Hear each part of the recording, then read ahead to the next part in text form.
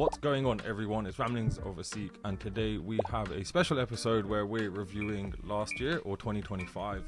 And I have somehow managed to join together a number of, I would argue, famous faces, some more famous than others, beyond. But you will get to meet them all, and then we will continue from there. Beyond the content creator, looking forward to the wrap up. Yeah, so Aman from Cloud 9000. Ricky Bandal, Bandwagon Podcast. Yeah, Rajvir Singh from the Sikh Archive podcast. Indie, one half of the Indian Doctor podcast. Just starting then off the top with the list is the Just Rained Late Bloomer, and that came out apparently in April. I have my own opinion of it, but I will let someone else go first about what they have to say about that. I want to know how everybody managed to watch it. Did you watch it through legal means? Oh, I took a flight to Canada. That's what I'm saying. There you go. Via a VPN. Yeah, I think it was amazing. I think Just Rain managed to build upon what he had done in the first one and authentically explore what it's like to be a Singh. I didn't grow up, well, obviously I grew up post 9/11, but not in that direct aftermath, but from people I know, and I think Indy can probably speak on it more, and maybe Amar Baji as well, and Sukraj, that was quite a particular moment, and that episode was quite moving. We've all had that, that feeling of losing, when his cousin cuts his case, that you navigating that as a Singh yourself and a family member or a brother or whatever it is, that's its own challenge, and that was delicately and really well explored. The rest of it was really good as well, the Christian kind of narrative and that kind of element. I think the whole thing was really well done. Oh, fair. I was actually going to ask, do you think it was good just because it related to your life, or was it good just generally, but you kind of answered that one? Yeah, generally, good TV, and I watch quite a lot of TV, so... and I'm quite critical, I think, of Punjabi media. But yeah, sorry, staying in Canada, the other thing that occurs, which I don't know if it's actually newsworthy in my opinion, because I don't really give a shit, but maybe that's just me, is Jagmeet steps down. So he's the leader of the NDP since 2017. He also loses, this is nothing, I've not done this research, so thanks, Hook, but he loses his own seat in the process. I don't know. I think it's overhyped, Sikh politicians. I get it. It's great in terms of you made it. Wow, well done. But yeah, I would just stop myself there and say it's overhyped and open the floor then to anyone else. I think it's very pivotal at the point. I think when he first started in terms of his political career and then became a leader of a party, and knowing what the connections are between Canada and the UK system, it is fairly close. Obviously, when you're looking at the community as well, it can have big ramifications. I think what we lack in the UK, for example, is we have quite a lot of activists, we have a lot of voices, but the real change is when you go into your councils and then become elected members, and then you influence policy or you become a lobbyist. So I think he kind of paved the way to show that what was possible, even though knowing that he was probably in one of the weaker political parties, but has laid down, a pathway for future change. So, and he was vocal about it, and and a lot of things he didn't have to do. Some things I think optically you're tied down because you've got to play party politics and that, and I think a lot of that gets lost when we try and explore certain things. So I think I think it was a bit of a sad thing, but understandable. But he's laid the path and the challenge for the next one. See, I'm not fully aware of exactly how badly he lost or what happened. I just saw briefly, he lost, and that's it. I think it's cool that he's the first one to take that lead to be a leader of a major political party, but it seems like he got pumped. And his main policy that I heard was, free dental? And it turned into a meme where it's what did you offer free dental? What did it cost? Everything. And it had the Thanos meme of when he's lost everything in Infinity War. So I just thought, okay, I don't think he led a good election campaign to turn into just simply a meme that made it overseas to here into my sort of cipher. But I'd like to talk to him and understand how the state of politics is in Canada, because the racism there seems worse than it is over here. It feels a lot more overt. and I'd like to know exactly what happened to his campaign and why it fell so flat. Because he had momentum for years going up to it, and it just simply fizzled. Yeah, one of the reasons why I put that one up is just because it's not just, a Singh, but one of the only very few people of color who leads a political party in the West, and a major one at that. I think it was just like a huge pivotal moment for like Sikh representation in politics globally. And so many things, it's like a domino effect afterwards, have come as a result. We've seen more faces in British politics, in Canadian politics, and even in the US politics now. I just think he was like a pioneer of like Sikh representation in politics, despite his politics or despite his beliefs or wherever you stand, if it's left or right or whatever. That's what I kind of just think that was a momentous achievement, or like a milestone in Sikh history of this year. Like, without making the comparison too grand, I guess it's like how Barack Obama celebrated as the first black president of the US. I guess you could argue Jagmeet is the first thing of like a major political party in the West. Like, it is a big achievement. Although I guess a separate discussion is whether Sikh politicians by default should just be celebrated because they're Sikh, but I think that's a whole different debate.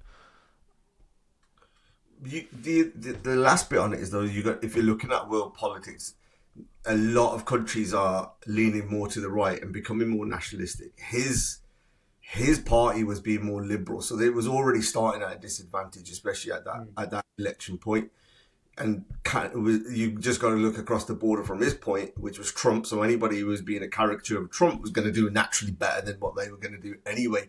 Yeah. So him being more from a liberal party, it was already at a deficit. Yeah, I think then combined with what Indy was saying about how the overt racism, like, it's evident Canadian racism is a different kind of racism, in my opinion, from like British racism. But I guess it kind of sounds like writing was on the wall. Like, how are you going to fight in a world that is leaning further towards the right when you're coming from a left party and you're dealing with more overt racism? And on top of it, I just Googled whilst we were talking his name to see how much he lost by. I still can't figure it out. But what I've noticed is a lot of the news articles, all by being written in India, have labelled him as a Khalistani. So he's actually now being stereotyped in so many different ways. How could he have won? But again, I guess that's a whole different kettle of fish. I don't think him being branded as a Khalistani was the reason why he didn't win. I think it may have been policy issues or something that didn't land as a message. And Mark Carney won at being a centrist, right? And Mark Carney is very wise. I think if you combine them all together, it's features. In any Western country, if there's any Western country where being labelled that is an issue, it's going to be Canada, where they had the Air India bombings. I think in the UK, it's becoming a little bit more of an issue that's penetrating the political class, with certain reports that have come out and have been pretty well condemned by Sikh groups. But in Canada, they're very aware of that. So I don't think it helps. Whereas in the UK, I don't think it would have... Like, I just think it attacks different sections of the populace that would vote for him. So there are certain people who'd be like, oh shit, Khalistani, I'm not getting involed. Yeah, definitely not the main, but a significant, not just a dismissive factor, quite a minor to, quite a decent factor that has an impact, basically. I think there's a lesson. Yeah, go for it. Finish. Sorry. I think there's one last lesson in there, which is he had a few viral social media clips, like challenging the person who was being a bit cheeky to him on the street. I can't remember what the person said. I don't know if it was like a racist statement or something. Squaring up to them, that did well. He did Get Ready With Me videos in the run up to it. But I don't think he delivered the political message very well. Whereas if you look at what someone like Mamdani did, he delivered his personality and political message, and it penetrated, and he won. So there's like a few steps, and the liberalism as well aspect, I don't feel is the problem. I think it was just his messaging that didn't penetrate us guys abroad from what we can see. Perhaps, but I think if you add two things, they both look drastically different, just like, as in, like, he's a saying, man, like, people are going to have a stereotype of you whether you think they do or not. But secondly, Mamdani is reaching to a really, like, he's trying to reach out to New York, man. It's one of the most diverse cities in the world. You're literally taking liberalism to a place where, to be honest, you can't. New York is just a different kettle of fish, and I don't think you could, by default of how diverse it is, make it all that right wing without pissing off most of the whole place. So I think that definitely factors in, because he's having to reach out to Canadians who are either going to, let's face it, Gurdwara or Indians, and those Indians are then going to realistically be split between Hindus and Sikhs. If Hindus see Khalistan, they're probably going to think twice. If Gurdwara see Khalistan, they're probably going to think twice. I'm not saying that's the main factor. I just think that it definitely features in. And I get where you're coming from, but I just think it's like kind of saying like London, like New York is such a different, like it doesn't represent America. I think New York itself is like a different heart of it almost. And Zoran's very new, very fresh. Jagmeet Singh's been on the scene. He's been leader, I believe, for 7 or 8 years. Mans are bored, they're tired, fatigued. Zoran's new, fresh, exciting, and I think Jagmeet's just his time was up. Well, he became leader in 2017, so he would have been involved in politics for ages. Aman, did you have something to say before we move on to the No, I was just gonna say maybe there's space for Babuna because he was with Zoran recently. So. So true. Case in point, again, what other city in the world do you see that happening? I don't think if you said it wasn't New York, it makes sense. So yeah. London. Could we do that it? was referenced to one of the viral the meme bit, wasn't it? When the Christmas stuff, and it came, and then he was done. I think Beyond, you've done that, haven't you? Yeah, that was with people saying that Hanukkah, Hey Jamal, parody was anti-Semitic, which gained a bit. Actually, there's a lot of articles on it, to be honest. It was really quite a smear campaign, in my opinion. Yeah, pretty heavy. I have an anecdote to share about that, but I will wait till the end to share it because we will digress. Sorry. Moving on. 2 things then that occur in May in relation to state power was that Jagtar Singh Johal, some of his charges are acquitted, although I'm sure there's loads of others that are still pending. I don't know enough, so someone please enlighten me. And then secondly, India-Pakistan tensions escalate. Is it at this point that they've bombed each other yet? I'm not quite sure, but I'll open the floor to whoever wants to engage with either of them. I think with Jagtar, he was acquitted of terror charges. I've got it up here. And he's still got multiple other charges. It's really unclear, to be honest, from what I understand about the case and the matter, to be in jail for this long, for this many years, still under charge and not being proven in a court of law, suggests to me they just don't have the evidence of what they're alleging. It seems like some sort of politically motivated arrest and detention, and that's kind of where we are at with that. And it's unclear how much pressure Sikhs living abroad can put on Western governments in the current climate, with trade deals and things like that, to get any release, secure a release for Jagtar, to be honest. From where I think unless you're out there, you're not going to get anything done. The UK government needs India more than India needs us, right? So they're always going to play nice with them. They're not going to campaign to get him back anytime soon. And speaking from experience in my family of trying to get land stuff sorted in India, it takes years.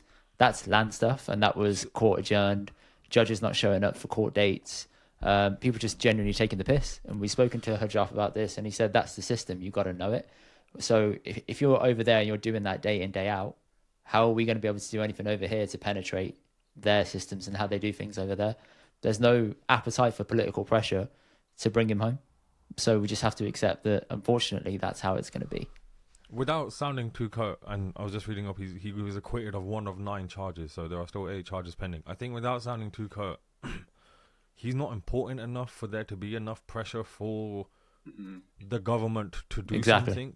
And I don't mean that with any disrespect. Like, every life is a life, and I'm sure his family are devastated like me. If that was my brother, I'd probably have committed suicide by now. Like, as in, it's like it's torment. It's like, as in, the dude's been in essentially solitary confinement for God knows how many years. And I just think fundamentally he's not worth his weight in gold in the same way as, like, for argument's sake, there was the lady who was in an Iranian prison, but I think she was a journalist of some sort, and the amount of pressure that they had managed to put on to Boris Johnson in order to get her out was enough, as well as actually kind of her perceived importance, quote unquote. I believe that was Nazanin Radcliffe. Yes. With that as well, I think, and this is a PR matter, right? Nazanin Radcliffe is married. Well, I believe she still is married to a Gurdwara. That helps you. You know, being a journalist teaching English. I think she was out there.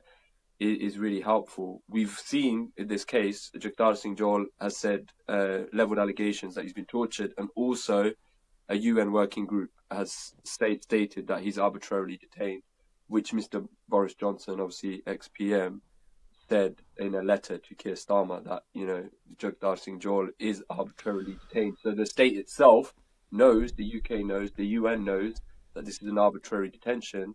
It's just about getting that support for his release. And as you mentioned, that's really difficult, especially with now he's got a Sarup of a Singh.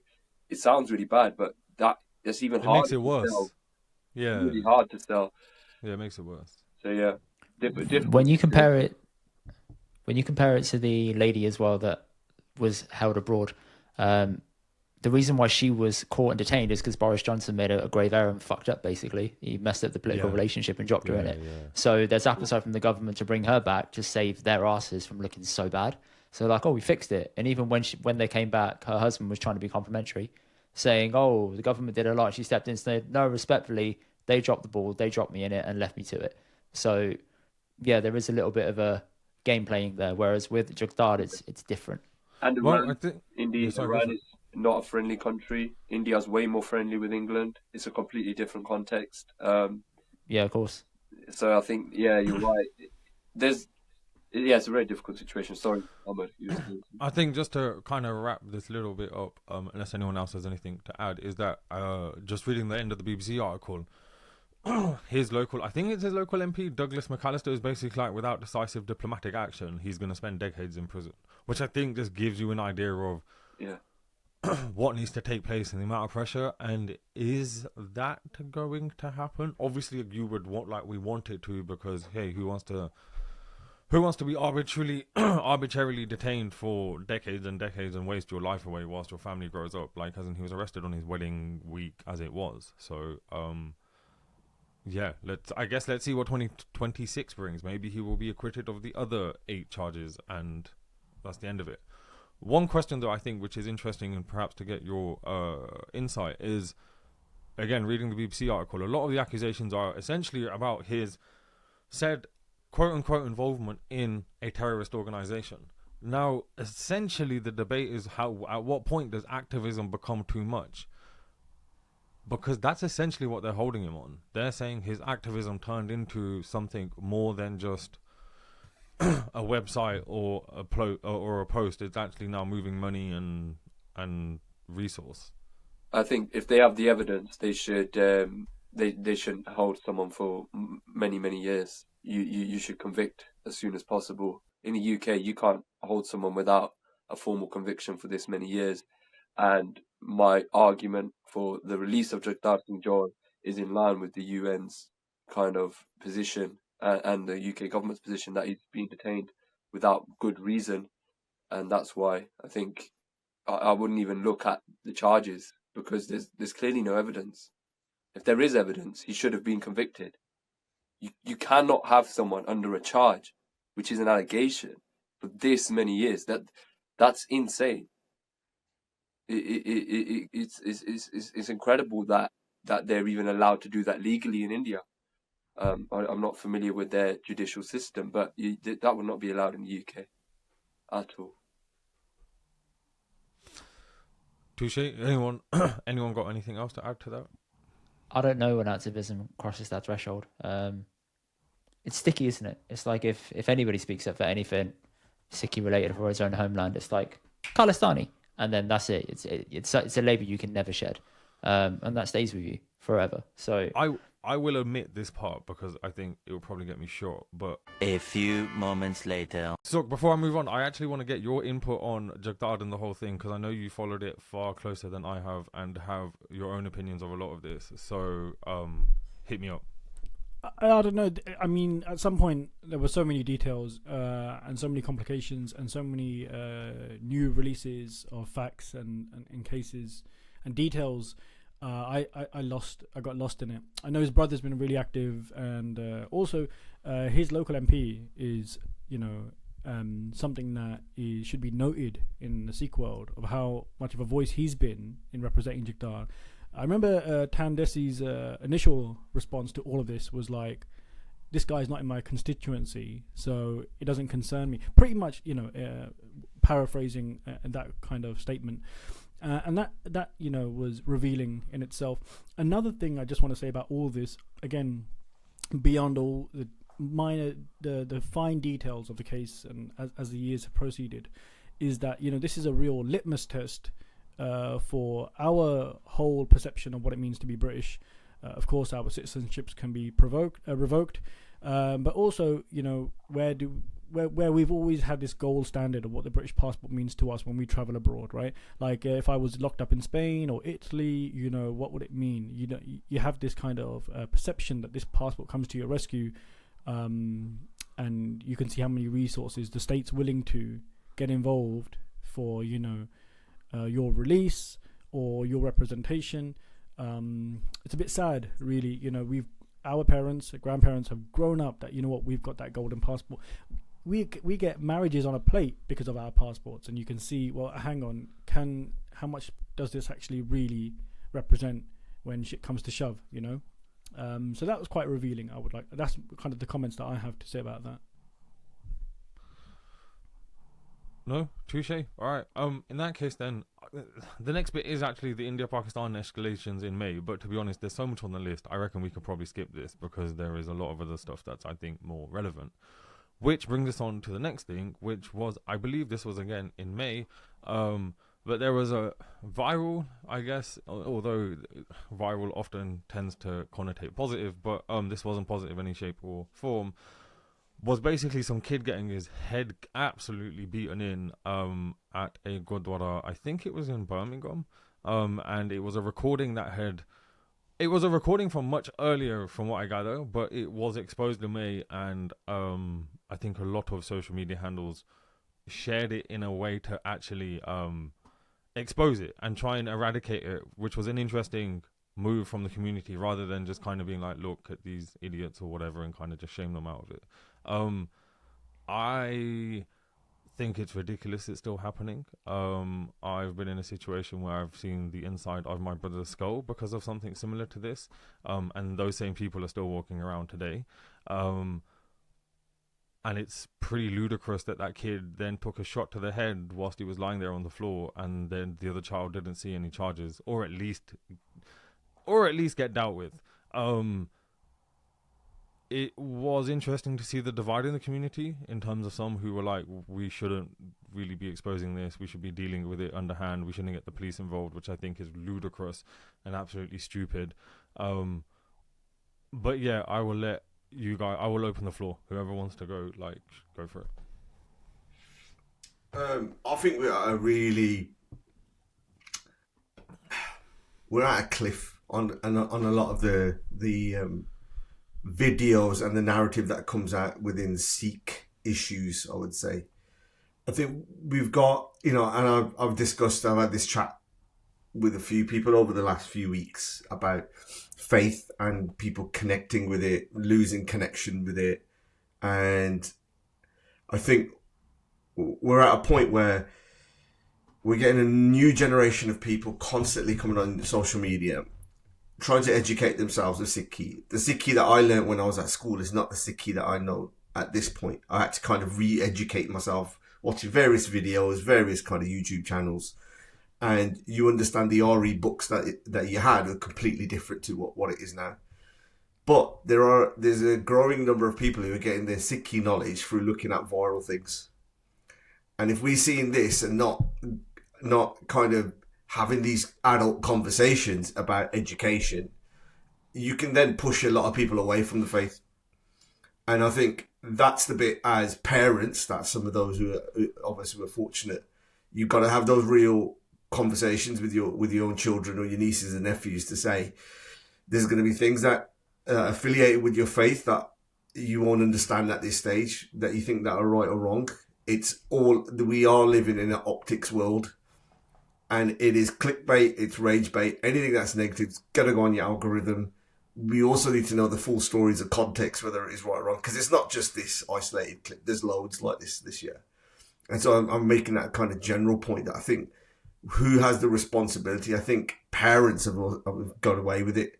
We're losing a lot of people who think send the kids to a camp, go to Gurdwara on a Sunday, you'll get your Sikhi knowledge from them, where they're null and void themselves. So I think we need to try and get a real steer of this, and in respect of whether your platform is like that, is try and promote as much as we can, really, some of the good parts, if you believe in that way.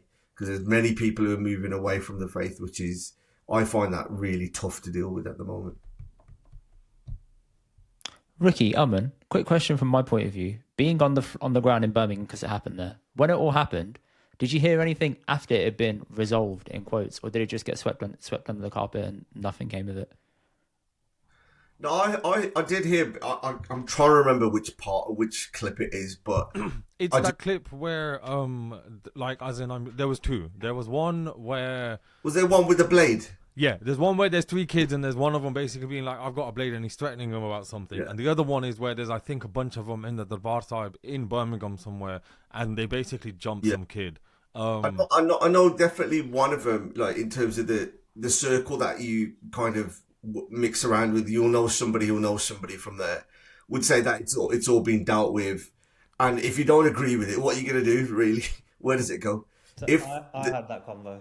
So I ended up knowing, played cricket with a lad who knew of the boys via a friend, and they were like, oh, it's been dealt with, very much swept under the rug. So it was that vibe.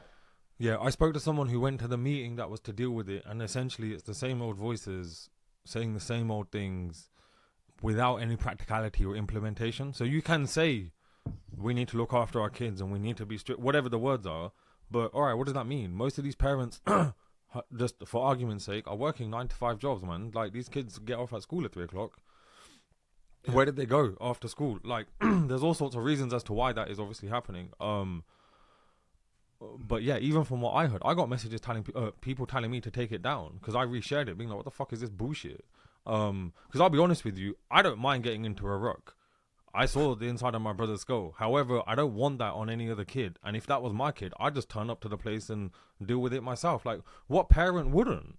And I think it's ludicrous that actually we use religion as a disguise or a guise, whatever the word is, to excuse this shitty behavior. It's not acceptable, full stop. Like, it doesn't matter how many shastas you're wearing or how big your namalla is.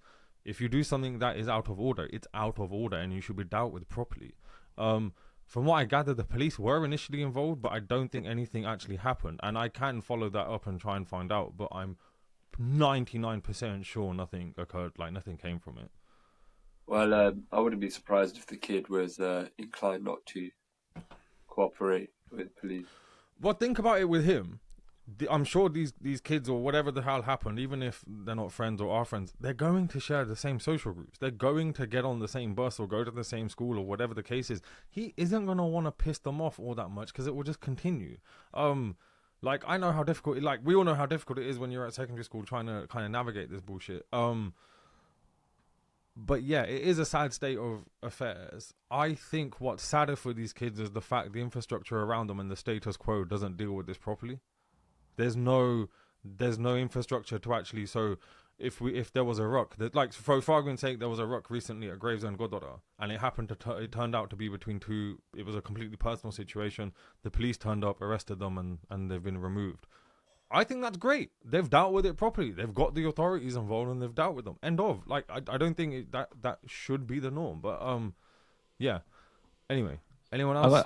I've got two things. Number one, can we just bring a close to these Gurdwara meetings after some event happens? Because I've been to them, nothing happens. You all sit there, you all say, oh my God, this is bad. And then you all go home and then fuck all happens. So just end that, because it's a waste of everybody's time. Yeah, and even then you have this big congregation of people. Then there's this seniority thing where like, oh, okay, those special people who are leading it will go and speak separately about what to do next. Like, it's just a load of bollocks. Yeah. So it's just a dick measuring contest, personally. But anyway. Yeah, and I'll also step in here on one point, because I know we're going to discuss it later. I mean, this was a fight, right? And that was quite embarrassing in itself, and it's been shared, right? And sometimes, as Indy just mentioned, you put these people on the stage and be like, in front of the whole Sangha, and be like, okay, now give your full story. You know? Yes. And then the other person has to give their full story. And that's happened in another story we'll discuss a bit later. And you just think, man, like, that's not handling it really well. You know, that's really like backwards, and it's not fair on the victims, or it's not fair on, you know, anybody. There was a recording made of the meeting. So I'm listening to this going, how is this guy preaching from the pulpit? It doesn't make any sense. And this is the other thing. We have people in places of authority or power or influence or whatever the word is, who realistically shouldn't be there. But challenging the status quo, I think, is a different conversation. And the second thing is sharing the clip. Originally I was torn about sharing it, and then I took the stance of like, just stop sharing it, because at that point it was, if it got to the wrong news outlet, it would have been curtains. And they'll be like, look at this level of shit happening I understand that fear, but at the same time, like, fuck them in the sense of, we need to take control of the narrative. The worst thing the Sikh community is bad at is taking control of a narrative and actually dealing with it. That I understand. It was going to get was going to come in the eyes of some media outlets sooner or later. Like, whether I share it or not, I don't think really would have made a difference. However, to put the narrative out there to say, look, we don't fucking stand with this is bullshit, in my opinion, does more of a benefit than the negativity of people seeing that in itself. And actually, the thing that I am absolutely like adamant our community fucking loves is brushing shit under the carpet. Fuck that. Rip the stitches off, rip the bandage off, rip like everything, put your finger in the middle of the wound and go, all right, why is this happening? Let's fix it that way. Look, we're going to talk about it later, but there's that group that gets pardoned by the Akal Takht for something completely unrelated to what they were accused of doing in the UK a number of years ago. Again, all under the guise of Sikhi. What? Like, it's essentially now Catholic priests in Ireland. What the fuck is going on? Yeah, I just want to double up on what you were just saying, double down on what you were saying, Amar, that, you know, sometimes we're so fixated on hiding these things. And yeah, I'm also torn between sharing these type of videos, only because, okay, of course, it's basically, but you have to respect the victims and everything like that. But it does actually lift the curtain on, like you mentioned, things that were that we have a perception of what our community is like, what happens behind closed doors. And I think it's important for parents to see these type of videos, because a lot of people, like parents, treat Gurdwara like babysitting. So like, okay, look, if you are dumping your kids there on whatever day or for whatever activity, you know, you got to have some sort of understanding or boundaries of safeguarding and saying, okay, I'm leaving my kids there. And is this where I'm leaving my kids? Is this what could happen to them? Because some people are so oblivious to say, nah, that could never happen. Or my kid could never be touched. Or my kid could never be beaten. Or my kid could never, you know, it would never happen there at this place of sanctity. And I think that's why that video is quite important, at least for me. And I think that's why it has some value in sharing. But it's, of course, unfortunate that there are like lives and personalities and people's, you know, exposure that is, you know, not fair when it gets circulated. And you know, the internet's forever, you know, so it's a bit of a shame. I guess the middle ground, in all fairness, would have actually been to blur the faces before I had shared it. And I think that's a fair ground to take, which is, we obviously want to expose this, but we also need to be respectful of the people and the individuals, which I can completely understand. Because if that was me, and at that age, you've not even got a job, you've not got to university, you've not done any of those things, which we're probably in a lucky situation where it may not affect us in the same ways. Hopefully it doesn't affect them in the same ways, but I completely can empathize with that. All right, just for the sake of time, we will move on to the next little set, which actually is a trio of things that happen in June or July related to kind of culture and music. You have the Sidhu Moosewala documentary, which I still haven't watched, so I can't really pass comment. Return of JK and Tru-Skool, again, I know fuck all about this, so I'm not going to comment. And then the last thing again is Lishkara. Again, unfortunately, I couldn't make it. The little one was dealing with numerous operations, so yeah, I will open the floor. Yeah, I think the first one, Sidhu Moosewala documentary, I think I'm in the minority in thinking that it was really good. I think it was well researched and delivered kind of new insights and information. I appreciate Moosewala's family didn't want the documentary to be released. But what's the controversy around the documentary? It suggests that accuracy Moosewala was murdered because of kind of gang problems and extortion, really, which I don't think is a narrative that Moosewala's parents believe is true, and neither does a lot of the community.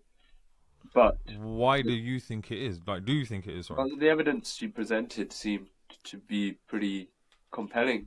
It was quite thorough.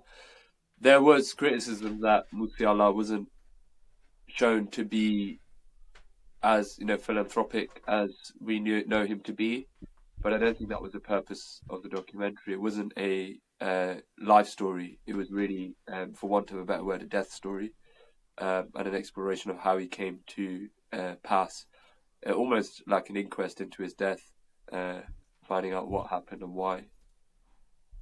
It touches on the point that you made there, Beyonce, is that it touches on a lot of the public don't like any words spoken against Moosewala now because he's made out to be a saint/martyr. So that documentary served the purpose of a documentary. It put forward a narrative which was evidenced with a point of view. You can like that point of view or not, but when not liking the point of view, it's entrenched in this notion that this is a quote unquote saint we're talking about. Then that's emotions that I think that you get typically from an Indian audience, but obviously maybe being a bit more educated, you can see that it's just a documentary and a narrative. The other part on why the parents were kicking off was that there was a court date that was coming up at the same time as when this was going to be released, and they believed that it was going to be kind of have sway into the court findings that were going to come out. Which, strangely enough, we haven't heard much more what came out of that the court results.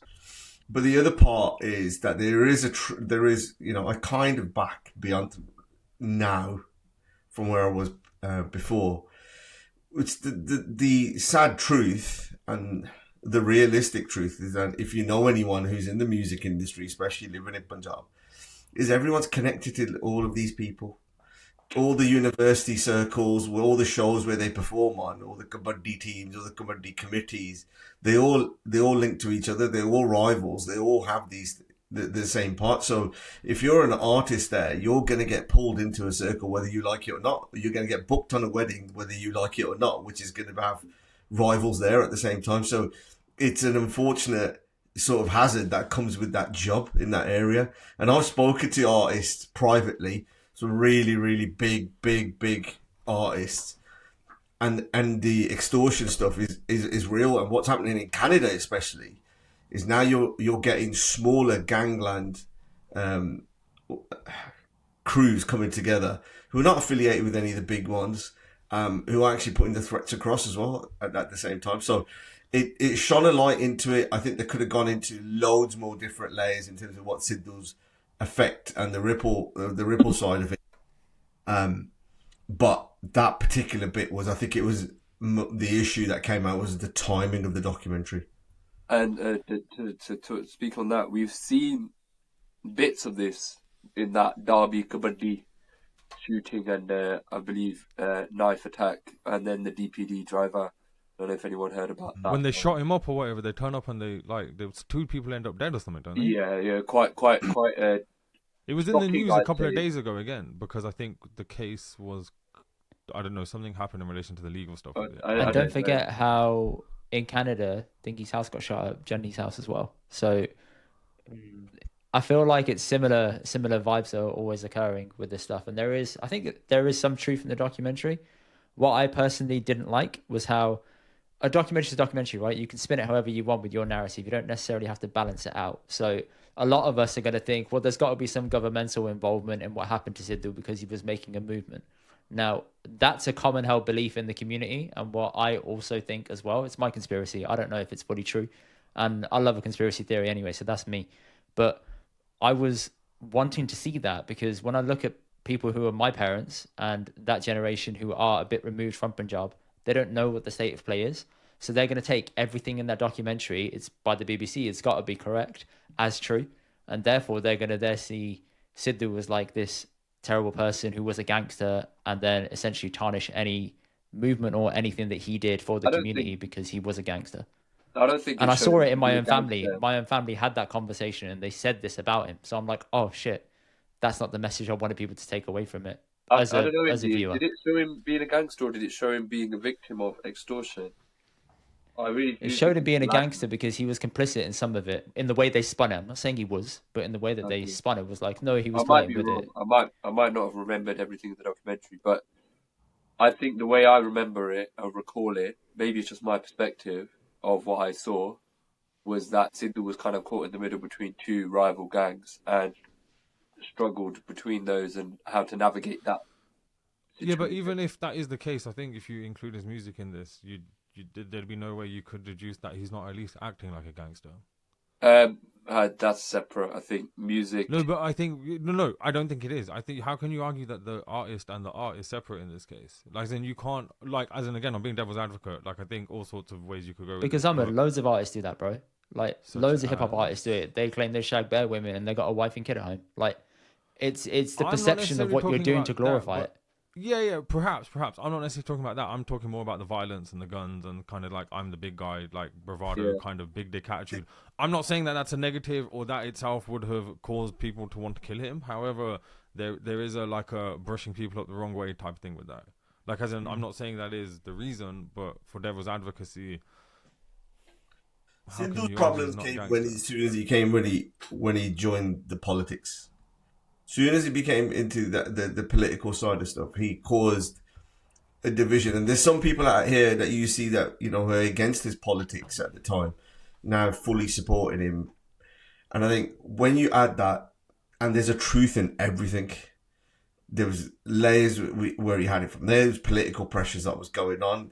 It could have been a JFK kind of scenario. Everyone had a reason to do something or not.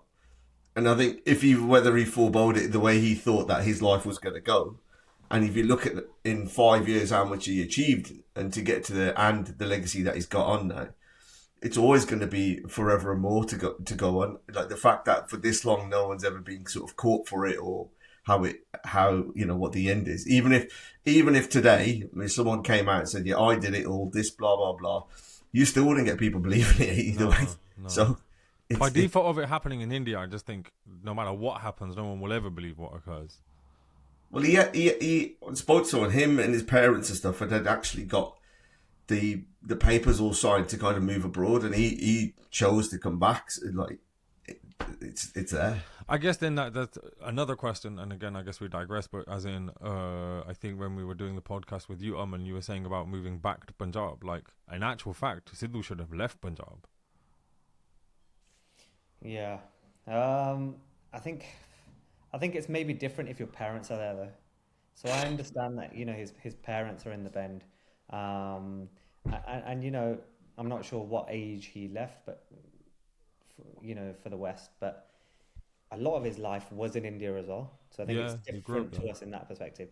I mean, I don't know how much longer you want to stay on this, but I think what's a good conversation is, well, what's your thoughts on releasing Sidhu's art posthumously? You know what I mean? So posthumously, I think I would. Oh yeah, go for it. Sorry, I think it's been decently well managed. I think when we talk about the movement, I know Indy said it a few minutes ago, and I'm backtracking a bit, but Sidhu's political movement, in my opinion, really grew and swelled after his death. Where SYL came out, we spoke about this before. SYL comes out after he dies. That track probably doesn't come out if he was still alive. Punjab, the farmers' protest song, was, in my opinion, quite a politically charged song and referenced quite a lot of controversial topics, we could say. But that was quite a few years ago. So I don't know how much political clout Moosewala had. I mean, he did lose his election, unfortunately. So yeah, the way I think posthumous releases, if they're handled correctly, they're completely okay in my opinion. I think, not that anyone cares, but if I ever die, drop all my music. What do you mean drop it in terms of get rid of it? Or No, drop that, release it out. You might just Batch release, baby. Beyond's birthday every year, one song extra.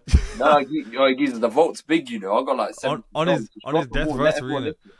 The only thing that I was gonna add was that post. We can, how like on normally poor. Yeah, go for it. Nothing. I was gonna make another joke, but it's okay. Go for it, Suraj. Nothing. I was just gonna say that now on Instagram you can add music on posts. So like when Inquisitive makes that post of Beyonce, you can add his mixtapes and all those backing tracks. Add all those. Will it be like a number one like Gunny's remix? Innit? Who knows? Why would anybody have an issue with his music coming out afterwards? That's what I want to understand.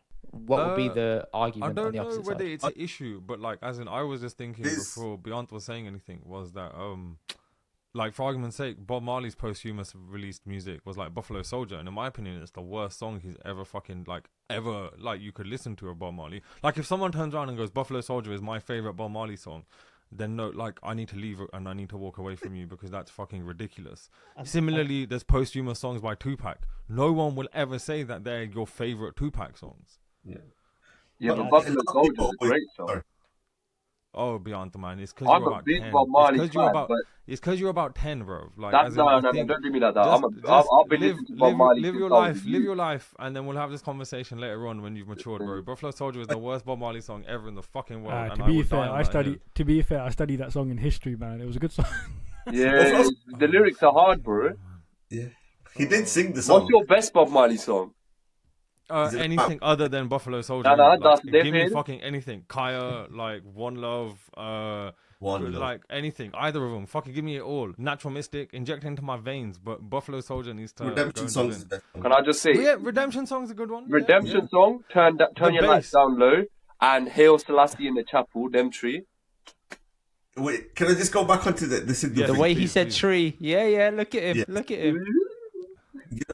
I think one of the issues that people have with the Sidhu bit was knowing his formula. So in the music game, obviously you know people who've worked with him and what the formula was, which was that he would normally do a song with 5, 6, 7 verses. And the versions that are coming out now will have 1, 2, 3 maybe, if they're lucky. So there's loads of incomplete songs within there. And the other part is that he used to have, in terms of a diary or a system of what songs what he produced, and especially what type, whether it was going to be a Bhangra song or whether it was going to be hip hop. And that's why the Mercy track, for example, the PR was very heavy on it about this was the sound that he wanted for that one.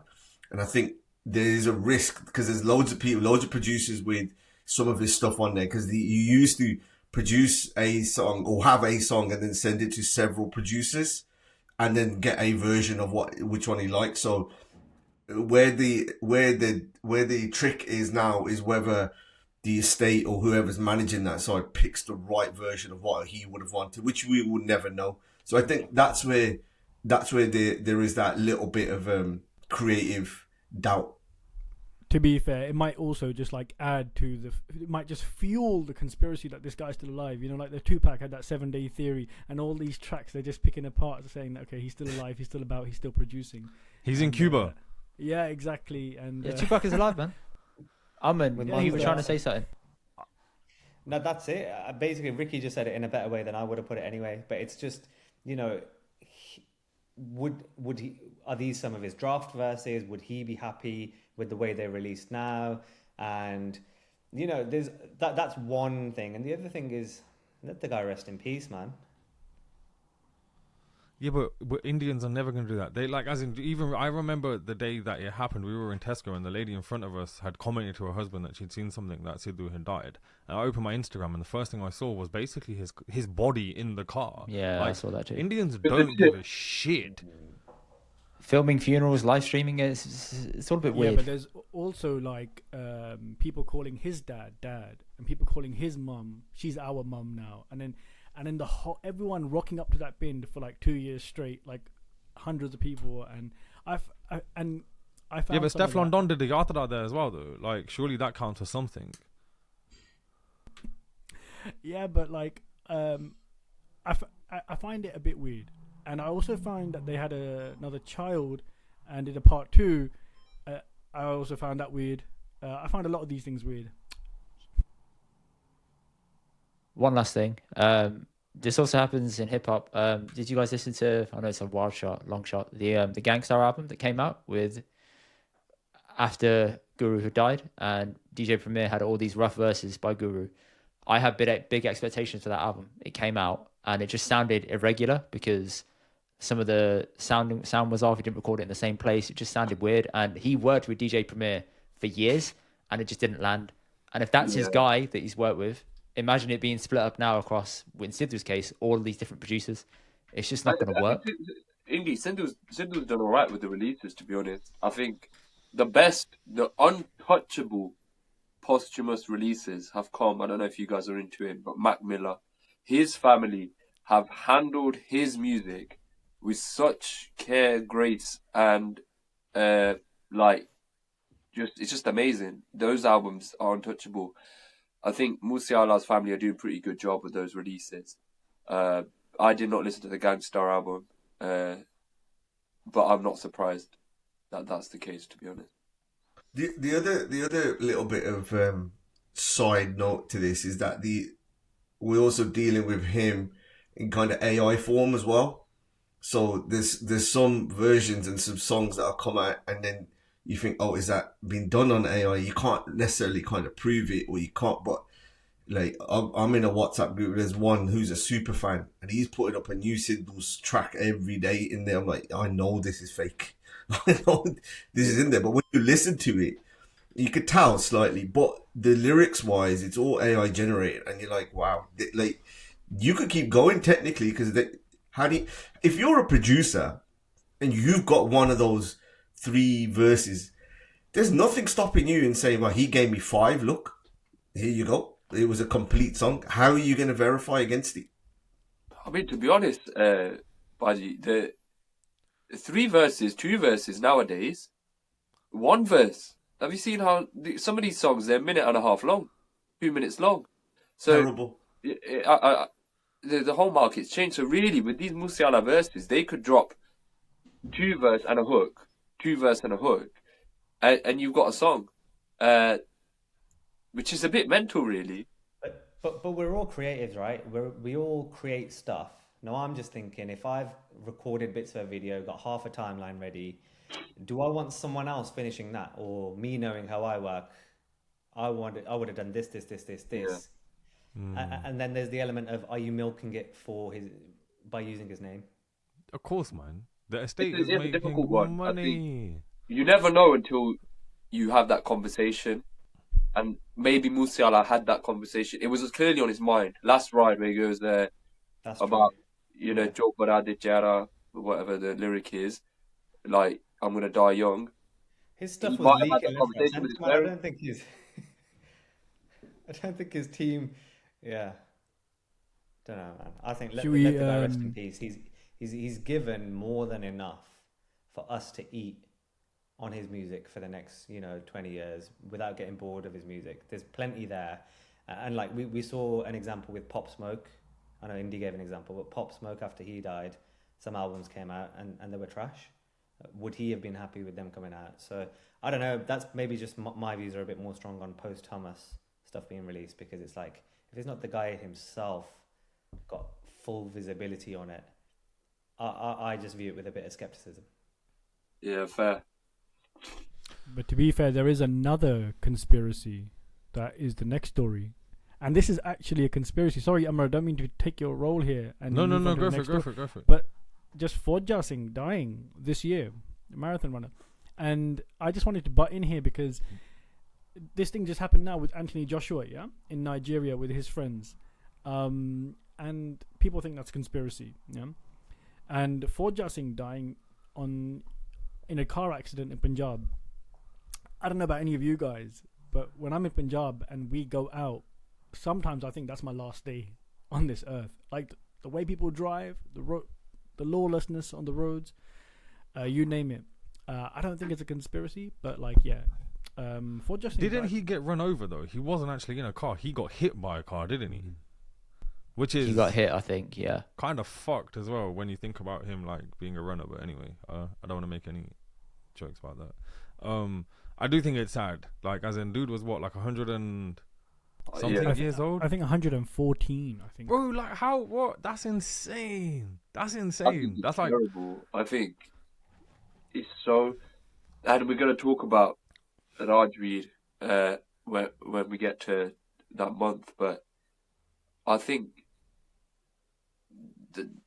India, Punjab, wherever, like, they've got a huge road traffic issue that needs to be confronted. That's one.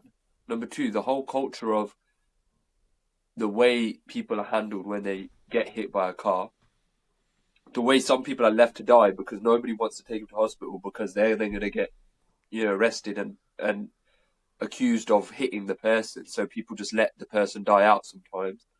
The way we heard reports, and I don't know if this is true, that Rajvir's body was moved a lot when he got hit. I know we're kind of jumping the gun here, but it's a huge issue, like road fatalities. I don't know what the numbers are, the stats are, but India and Punjab, wherever, they need to sort it out. Like, it's just not acceptable for an emerging economy, for a nation to just have a system where mans are just dying in the road because there's no bloody correct procedure and system. You're also asking to change a whole culture, innit? You're asking like to change the whole way, like almost all of Punjab views life. They view roads, that they view like rules, they view like all sorts of stuff. And I guess just again, going back to that question you asked us on your podcast about moving back to Punjab. This is just another reason why I wouldn't. Just road safety is fucking nuts, bro. But to be fair, bro.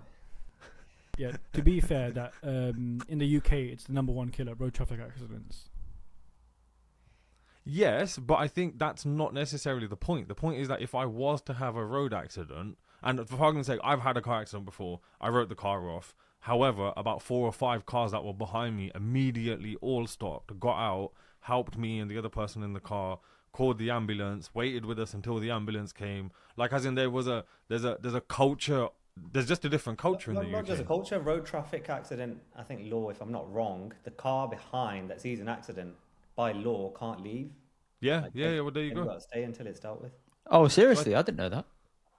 Gonna get arrested now. I read it in law school, so I could be wrong. I read a lot of things in law school, but don't quote me on that because that's like 10-year-old knowledge. I thought Indy's about to say like, "Oh, I got this mate who drove off once." No, none of that. I've had my fair share of accidents. I've stopped and owned up and whatever. Yeah. Fair. Okay, well, I think on that side note, we will move on. I'm not going to say too much about this one because I just think it was a publicity stunt, in my opinion, because it actually just attracted more attention than anything. Was Karan Aujla's motherfucking Gabru controversy. I just think the whole thing is publicity stunt, just full stop. But yeah, I'll open the floor to whomsoever. You say that point about the conservative thing, but then you look at that, there's that viral clip, viral in quotes, of those ladies stepping up saying, "Fuck you" to the camera and then walking off. Has anybody seen this? It's proper cringe. So it's like... Oh, there's a trend recently. Yeah. And there were a bunch of girls lining up saying it in like a different way. And I thought, okay, that's weird. It feels awkward. And it's like, okay, are you flirting with that idea of accepting it now? Or it's okay? And I don't know where they're from or which part or which state or whatever, what their background is. I think that was Delhi, bro. I think it was Delhi. Right. Well, I guess just to add context to this, I think the controversy itself is also interesting that it occurs after the Kamal Kaur murder that occurs in Punjab. And again, she's murdered because I think, again, don't hold me to this, I think she had an OnlyFans account or something, and she was asked to stop, and essentially a couple of the guys take it onto their own to murder her, and then he escapes, and I think he's currently in Dubai. And again, a lot of people came out to support that. It wasn't it? If I remember correctly, fact check me on this. But the Akal Takht also said that what this guy did was cool when he killed him. Yeah. We need to be careful on the facts I don't think she was an OnlyFans model. Oh, touche. Okay, I don't think she was at all. Yeah. I'm googling it now just to make sure. Yeah, but like that was but the allegation was like she was creating perverse content or content. Yeah, but sometimes in Punjab, perverse can be just like showing your ankles, man. Sometimes. He's getting quieter and quieter. I think just bringing it back to Karan is the controversy from my point of view was about the actual video and some of the imagery, which I think that where he was he might not have had that influence on. So I think in certain times when the words were being said, they had like older people in there, and some of the imagery at the background can be mistaken for different kind of. I thought it was just the word motherfucker. Yeah, I thought it was the lyrics. So you're saying it's actually the whole thing. So you're saying the video, the fact that these words are being there was elements over. of it. I thought I think the track's good. It grew on me. I weren't sure about it to start off with, and I thought, and then I think, where we've had this chat where it's about the race to the bottom kind of thing. But I think from a PR point of view, they played an absolute blinder, brilliant. So if that was the intention, then they've done it. And then if that's a metric that I'm getting going on, then it was fine.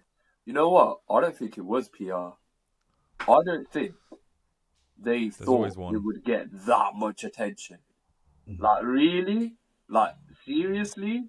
And then they were like, okay, this is good. Let's run with it. Because whether it wasn't planned or not, perhaps, but they definitely played it well. Yeah, they played it. Yeah, but I don't think they were thinking, because if they really wanted to happen, they could say some crazy shit. And really true. They could really push that.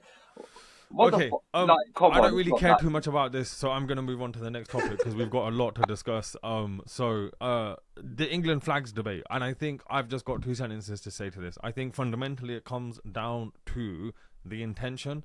So I've got no problem with you being proud of your country or whatever it is, or if they're in a sport, I don't know, like the World Cup or something, I'm always cheering for England to get knocked out. However, if the intention is to put them up to intimidate, of course we're going to have an issue with it. Case in point, I go to a post office constantly to drop off orders for the shop, and next door to it is a fish and chip shop, and they have 3 massive flagpoles that have the England flag on them, and they've had them there forever, like as long as I've been going to that post office. I don't find that intimidating, because that dude, the whole reason he's put them up is because he's in England. It's like in America, there are American flags everywhere. And it was interesting because I've had debates with people from America about the whole flag shagging issue in the UK, and the fact that in the UK we've never really had a movement that kind of reclaims the British flag in a way as perhaps some other groups in America have with the American flag.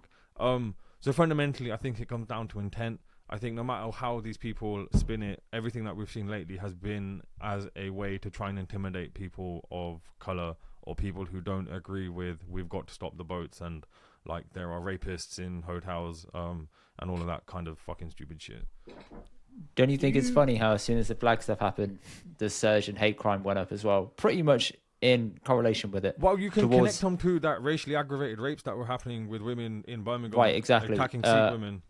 And I remember speaking to Doctor about this in the moment, and he said, why can't we reclaim the flag? And I kind of agreed with him.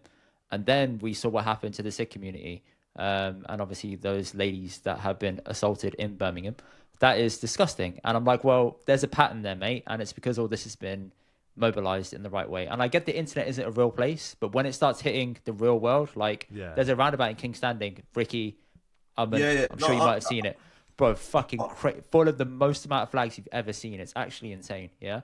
And King's Standing is a very run-down, rough area, and people are feeling that way. Like, you can feel the hatred just bubbling beneath the surface now, and it's getting worse. Yeah. Sorry? I travel a lot with work to different places in the UK. Yeah. And, you know what?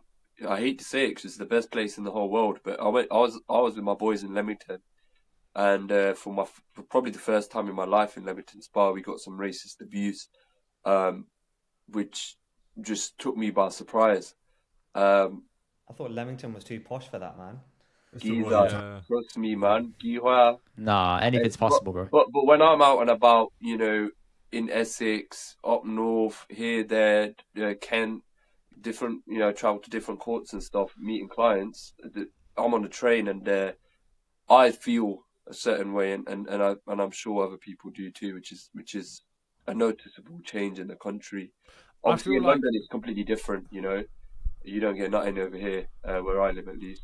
Nah, you still feel it, bro. In parts of London, you still feel it on Wait, the suburbs. I was about to say, where are you? Just that's a stupid. Do you not? thing. No. But I'm just saying the suburbs. You know, I feel like I feel like the white community, like, again, that sounds fucking hilarious, but I feel like what I've picked up from other people is that either they go out of their way to illustrate that they're not of that ilk, if that makes sense. So for argument's sake, I've walked into a shop and I've been miles away from the door and someone's held the door for like a good 60 seconds before I even get there, which wouldn't have happened before.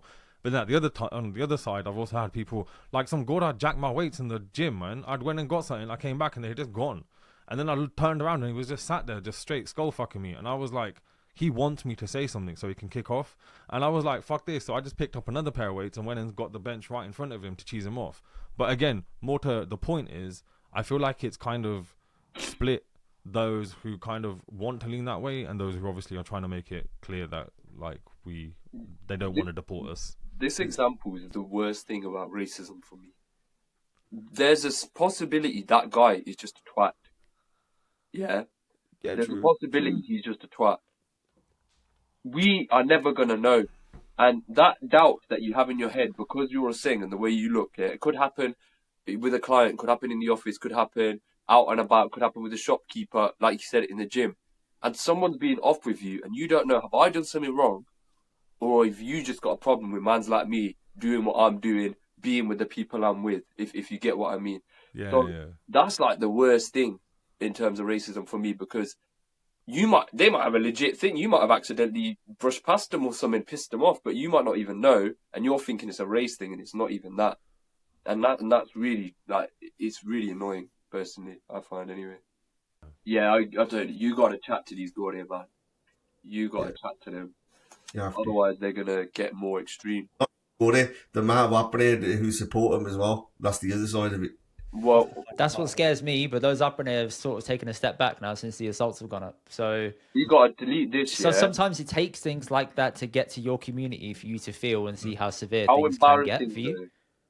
How embarrassing! It is embarrassing, bro. But it is what it is. That it's wrong to victimize mans. Aprendices to get their head out on their asses, man. But if you won't listen, sometimes you have to feel, and now people are feeling it, and it's horrible that people have to feel it in this way. I don't agree with it whatsoever, but that's simply how it is. And Amr, you said this really great point at the end of your live event, which was what was it, like, we all need to stand up against this stuff and not let the racism take over and try and have these spaces. Not be cheerleaders, and not be cheerleaders, right? And you'd be surprised how many things actually do think this in their own private ways. Like, as in, just to caveat that isn't to say like you can't be a Singh and have right wing leaning or conservative of course not. Of course you can have those. It's actually just more so the fact of just think about some of this and think it through and understand the ramifications and who it impacts and like what this practically actually means, and is your hate and your emotion being directed to the source of your discontent, or are you just victimizing another group or something? We've got quite a little bit left to do, so unless anyone's got anything to add to this, I'm going to move on to the next couple of things, which... All good. I got a bounce, but all good. Okay, all the best, boys. Go for it. Thank you very much. Just one thing, keep smashing for 2026. Ricky, keep going. Aman, keep making us laugh. Beyond, keep being serious and upsetting the community. Sakraj, please come back to the UK, and Amr, run a second event. All right, love you, boys. Take care. Bye-bye. Thank you. Take care. Boys, I'm going to leave at that point too. Safe. I was meant to go at 7, but Jolo, I was enjoying it a bit much. Hoi, thank you. I'll catch up with the rest of this online, but yeah, meet up with Beyond the Ricky. We'll definitely do something soon as well. Sakraj, if you're back in the UK. But cheers, boys. No worries, man. Take it easy. Okay, now there were 4. There's not too much left. Well, the next bit kind of connects to this, and we've already discussed it slightly, which was obviously the women being racially aggravated, attacked in and around Birmingham, Oldbury, etc. I don't know if anyone has anything to kind of say to this. Yeah, go for it. It was, as a parent, and a parent of a 13-year-old girl. I had to have the first conversations with her about these kind of things that actually existed. So it was that shattering knowing as a parent that you're about to have a conversation that's going to actually get rid of a little bit of innocence, do you know what I mean? And it's horrible. But at the same time, it felt the right time to have that. And socially, I was speaking to a lot of my friends who are in a similar, similar age, got kids, and how they approached it as well, because you got to have the right ingredients, don't you, in terms of trust, love, communication, honesty, and then you can bake that cake of whatever subject matter it is, what you're going to talk about, sexual assaults or something else. It's there, and I could just see it in my daughter's eyes when I was talking about these kind of things, which was like, it was as though like, are humans capable of doing that kind of thing? And that, that innocence just is gone. And it was quite powerful. But then you've seen some of the activists, giving out rape alarms, giving out sort of guidance of what to do from an educational point. And it was really pivotal, because even at, my workspace, and then having those discussions with people and saying this is what the Sikh community is doing, it took a lead on it as well. And, from the victim's point of view, it's just horrific. There's no words that to do it. But if there's any kind of action to be taken out of it, is to see how the community responded and rallied around the whole subject matter. Can I just add one thing to what you were just saying, which made me realize was that no one in this instance, as like a community, as a collective, no one in this instance blamed the victim. Yeah, and I think that was amazing, and I think that was great, and I wish and I hope that in any other future case that we also take that on and don't blame the victim, especially a case like this. Of course, we all rallied behind this. It's racially motivated. It's at a heightened time. It's incredibly violent, and it attacks, of course, the individual, but also the community. And just in this instance, I just didn't come across a victim-blaming comment, And I think that we should also extend that to any rape cases, and I hope that we do. That's just one of my 2 cents on that. No, I really agree. I think, to be honest, it's pretty disgusting that we have to comment on the fact that how great it is almost that no one in the community victim blamed. I'm not saying that Baji Sukraj were wrong for doing that.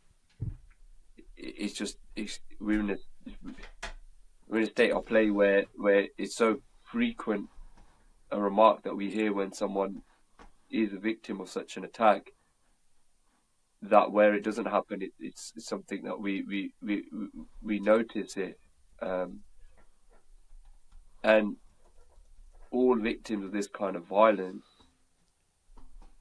are equally, victimized, and we need to honor victims properly, I think, and we've got a long way to go in our community. But in terms of England and the Punjabi community, it's pretty shocking, I think. No, touche. 2 things though that we haven't covered, and actually we're kind of going back a month, is obviously Punjab floods that occur in August, and the devastation I think is still being felt now. But equally in September, towards the end of it, Jalanjit Ahuja passes away. I know Beyonce will have a lot to say about that. I will open the floor to whoever, because I actually don't have much to say about those. I'd like to add something on. Go ahead, Beyonce. Go ahead. No, so I literally was going to say on Punjab floods, I think you've probably got a really good perspective. Yeah. On Punjab floods, I just wanted to add that there might be members of our community here listening to this conversation, anti-climate activists, or just think climate change is a hoax or some sort of conspiracy with Fauja Singh and Moosewala and all these other conspiracies, right? But I will say that climate change, at least for Punjab, is the most devastating, arguably. In the Himalayas in Pakistan, Pakistan has the largest number of ice glaciers outside of North Pole and the South Pole. It's known as the third pole. So when the ice caps melt, Punjab is going to suffer the most, right? We also hopped over another topic about India-Pakistan tensions. That also links in because Punjab is heavily underinvested. It doesn't have a large amount of investment in terms of its prospects. And one of the reasons for that is, of course, it's a bordering state with Pakistan. So if there was a war, the evacuations and the devastation is at that key point of axis, right there at the border between India and Pakistan. That's one thing. But also because when these ice caps melt, right, in Pakistan or Punjab and Himalayas, around that side, it's going to be devastating for Punjab, completely destructive. It will not only decimate, it will annihilate Punjab. That's just one thing I wanted some people to get perspective. A lot of people aren't aware of how devastating this is. There's this kind of thing that people do. They put ice in a glass and they say, oh, look, if there's ice in this glass and the ice melts, the water doesn't overflow, right? That's kind of like a counter to say, oh, climate change is fake. But the thing is, what you don't realize is when you introduce new ice, i.e. on the land, it raises the sea levels. It will absolutely flood all of Punjab. And I just want people to take any climate skeptics in our community, I want them to take that seriously because Punjab will really suffer. Just a quick question on that to you, Suk. On a scale of 1 to 10, if you were to say 1 is the worst and 10 is the best in terms of preparation in Punjab for something like that, what would you argue the score is currently? It's really hard because we're getting closer and closer to an inflection point where we've got a point of no return. And of course, if the world is, if we're committed to being environmentalists, then yeah, we can probably reverse that. But right now, it's on a cliff of irreversible changes. And one inspiring figure in Sikh history is by Putt Singh. He, in Amritsar, he wouldn't even take ambulances or car rides because he was like, this is pollution. He would cycle everywhere, and he wouldn't tolerate any kind of littering or pollution. I just want that kind of commitment, to the climate that we have in our community. Just like Beyond Singh was saying about before, about how our attitude should be shifted towards not victim blaming, or our attitude should shift here or towards there. I think climate is definitely one of them. No, fair. Beyond, do you want to tell us about the passing of Jalanjit?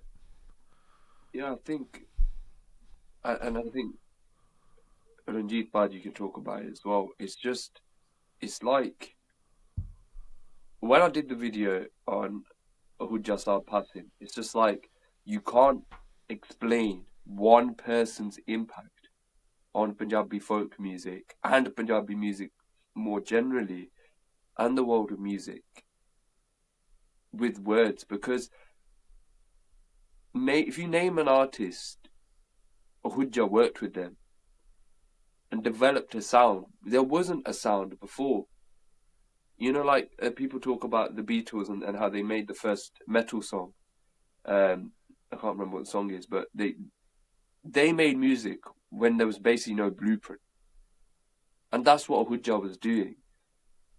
So when we discuss the impact, the influence, the legendary levels, not just impact-wise, but musically, technically, to create those sounds and put those people in the room and those compositions, it's basically impossible. And the music producers, the singers and artists I've spoken to who have studied to an incredible level have imparted that to me as well, and told me just as much. So it's almost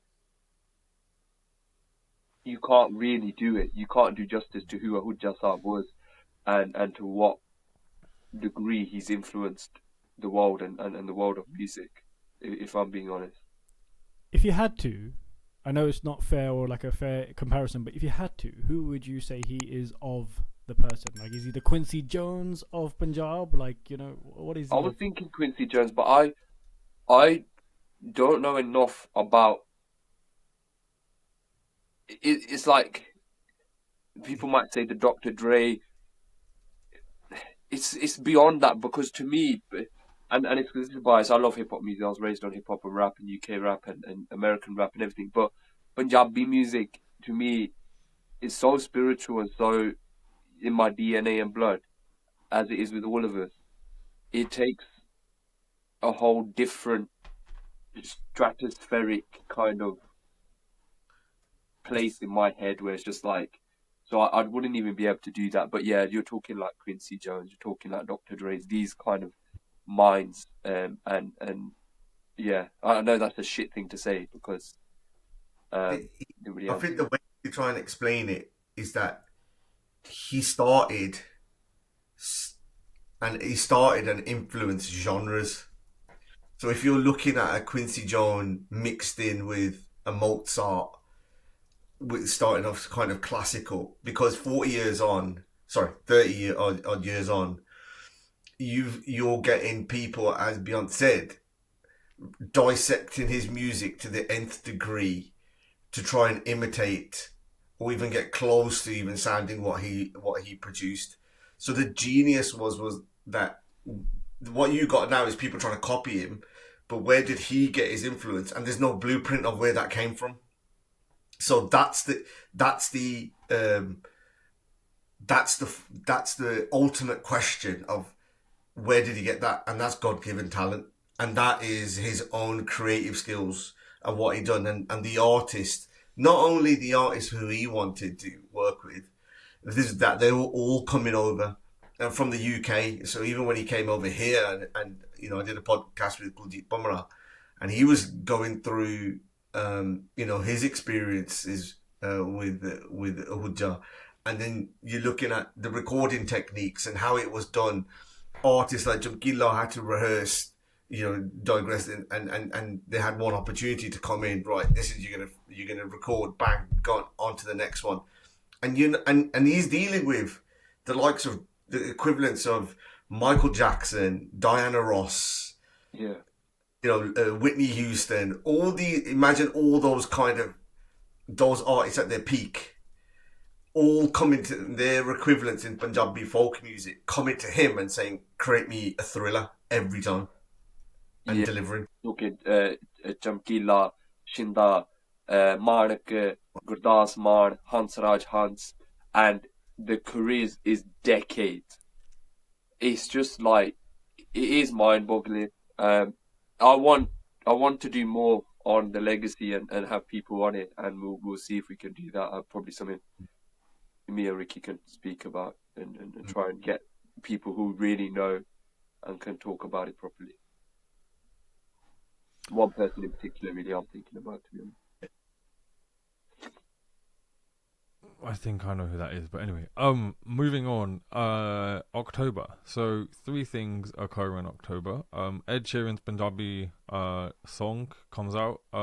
I personally think it was catered to an Indian audience. I don't think it's had the impact that they wished it had. And we spoke about this on your podcast, Ricky. So I won't say too much about that. Equally, the Desi Apprentice with Cloud 9000. Unfortunately, Aman is not here, but that was a lot of fun. And it involved obviously like Daman, Harjap, Indian Doctor, and the other half of Cloud 9000, and then also Rajvir Jawanda passes away. Beyond, you spoke about that a little bit earlier too. I'll open the floor to anybody who wants to comment on that, or any of them even. I think I'm just on the Rajvir thing, not the thing, but the death. It was one of those rare times where you could see unity within the whole kind of music industry. And it was almost like a double loss, isn't it? It's like over the last couple of years that we've seen huge figures in the music that we like pass, unfortunately. And some, ahead of their times. And then you look at the potential, that's what you get sad for as well. Like it was just starting, and I knew a couple of projects that he was working on as well, and you could just see how it affected. And the artists have come together and have agreed to kind of share out his remaining calendar out there, which was a classy touch. Sometimes you don't necessarily associate with that. And so I think it was a poignant moment now where people had a chance to kind of reflect. and the longer we can stay unified, the better it is. But from our point of view, in terms of culture and media, is documenting as much stories as we can from these guys while they're around. I think that came out in our conversation. So I think that's something that what we can practically do ourselves. 100. And on that unity, we saw that in the floods, and we really do need to say that the Punjabi music industry, for all its faults, and everyone hates on it online, especially in sex circles and stuff, but that Punjab flood relief, the way millions were raised, it's just massively impressive. And with what you said about the fact that artists like Gurdwara and stuff have agreed to take on the shows, is really touching. It did really, I don't know about you guys, for some reason that just really touched me. It just made me quite emotional, to be honest. And Rajvir being a kind of folk style singer, and I don't know about you guys, but he just had that impression that he was a proper soul banda, like a nice banda, family man.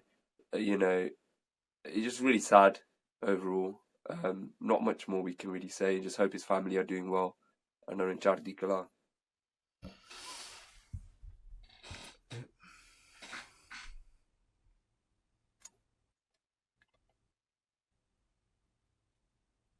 You're on mute, Umar. Sorry, Yari, my bad. No, touche.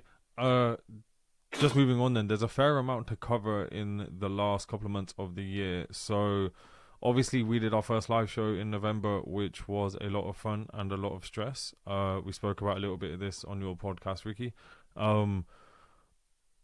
I don't think any of you actually attended, and the two people who did aren't on the call, so that's the irony of it all. Although I appreciate, as I said on your podcast, Ricky, the support. It definitely means a lot. And beyond, I had a couple of people say to my face they only bought a ticket because they saw you do the post. So again, thank you for that. Three things I think, or two things that we can put together is the Badal being pardoned, and NKJ being pardoned by the Akal Takht in the last month or so. I think there's been a lot of fallout from that in the wider Sikh community in terms of, is this again, it's kind of going back to when the what we were talking about earlier about that video of those kids being beaten up, and like how is it dealt with and is it accountable and balanced and all the rest of it. Again, I don't think any of this is. I think it's just it's a facade. It's just a massive show. I'll obviously let you guys comment on any of that. But beyond, you had put in the Badal bit, so I'd love to know. I just think it's a nonsense, isn't it? I think Sukraj Baji said in the chat, what do you mean you're going to give someone seva as a punishment? What Badal's done is insane. What NKJ has been accused of, and there does seem to be evidence there, it is insane. What are we doing as a band?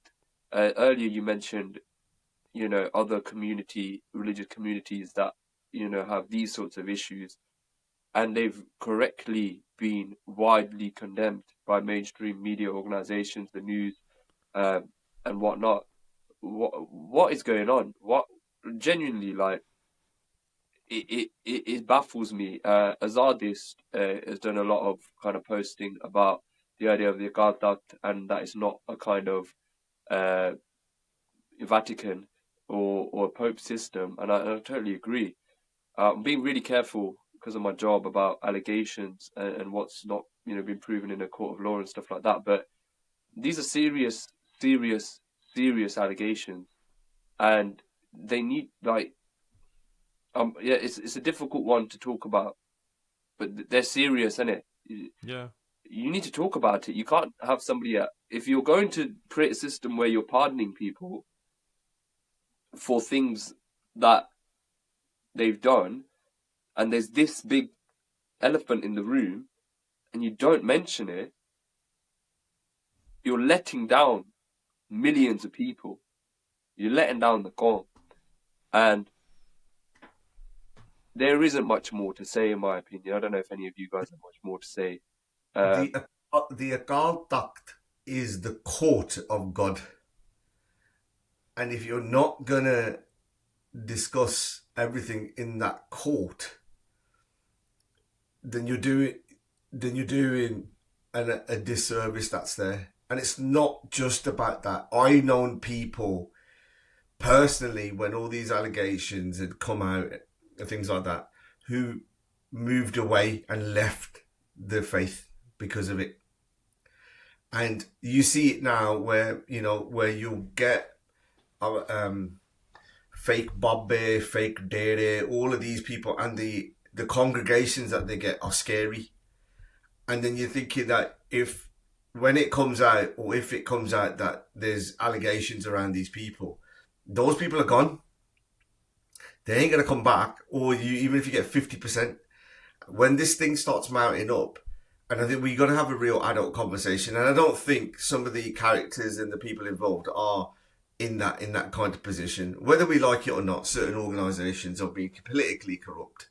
And it comes back to what I said before, as parents and whoever, or activists, educating ourselves and being sensible. There was a reason why people were being banned from coming to the Gurdwara. There was reasons why other things were happening. So what are we going to do? Okay, fair enough. Draw a line in the sand and say, from now on, this is what we're going to do. I think there still needs to be some retrospective sort of action that's got to be taken. But I don't think we're mature enough to have that conversation as well, because he done a version of a Shabbat that became super popular. Everyone forgot about everything.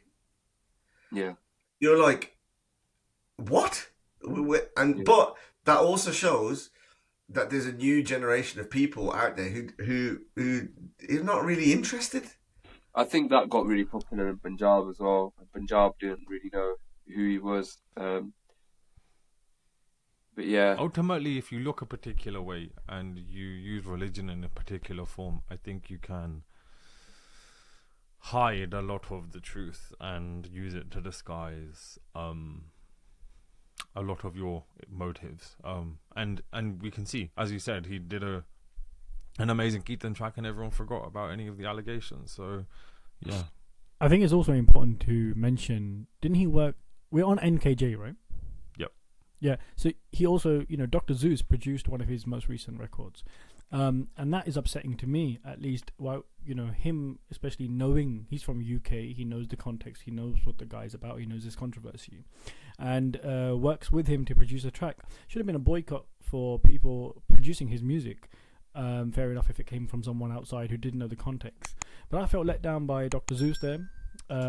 Seeing him in the studio producing his track, and it's almost, again, just a collaboration with... This is like 9/11, right? When someone asks you, where were you when 9/11 happened? I ask you, where were you when those voice notes came out, Because when those voice notes came out, that was a big one.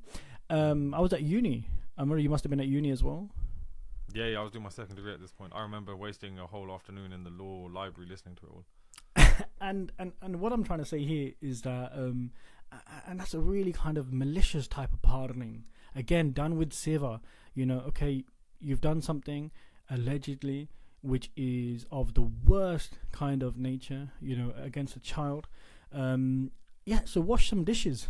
No. To be fair, Sukraj Badi, it wasn't even. He got pardoned from what I recall for something else. Dasam Grant, kind of saying Dasam Grant's not real, or something. I shouldn't say that. Actually, something to do with Dasam Grant. These allegations aren't even in the question. When you edit this, I beg you make sure that. Oh no, I will. Yeah, and also everyone will get a copy before it goes out, don't we? Yeah. These allegations weren't addressed at all. In fact, I don't think he's publicly addressed the allegations since that video that he put out, then got pulled after everyone was like, "This sounds like fucking bollocks." Yeah. So, I feel like overall in this whole situation, it just stinks. I also, if this is off record, I also want to say. A few moments later. I will say one thing now on record. When you edit this, yeah, go for it. But this is also one of those scenarios where we say, how do we handle internally a case that is so sensitive?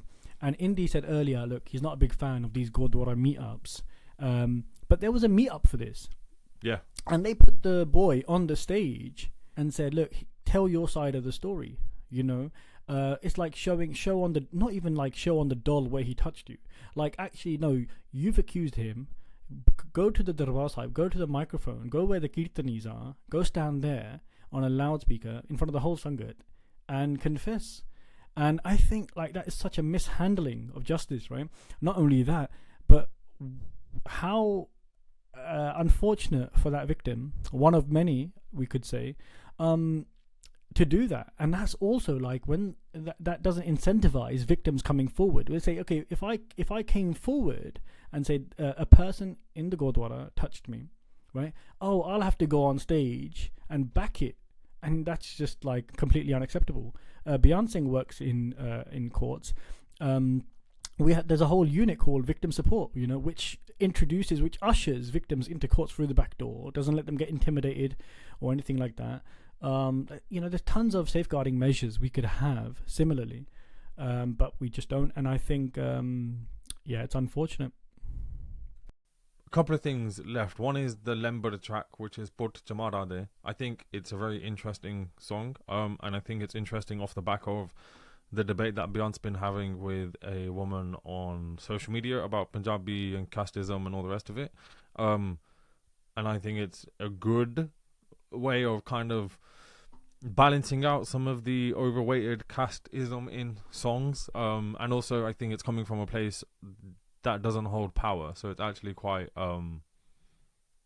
it doesn't a step too far. It doesn't also hold power, but it also doesn't hold land. One of the comments I wanted to say on this track, you know, a lot of people in our community are like, you know, all lives matter type of people, but you know, the statistics in Punjab are really unfortunate. This is a community that is maybe more than 1/3 of the population in Punjab, but holds less than about 3% of the land holdings in Punjab.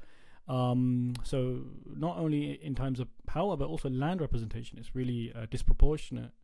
And the significance of Lember doing this is, I think, one of the people who, you know, love Bhangra music, that characters that we all know them, right? We're in this group, we love Bhangra music, fail to recognize people like Lember, Chamkila, Yamla Jat, all the great singers are of scheduled castes, right? But they are advocating Jat songs. And so he's done every song, you know, under the sun. Lember, he had that decade, you know, legendary voice. But now he's, you know, wants to make a song, represents his own, and people are just against that. And I think that's a really skew worldview that people have when it comes to caste and Punjab. I don't care. I think it's like let everyone carry on, create whatever it is. If it's going to produce or something, at the end of the day, the audience is the judge, jury, whether something, you know, is successful or not. I mean, there have been times on radio where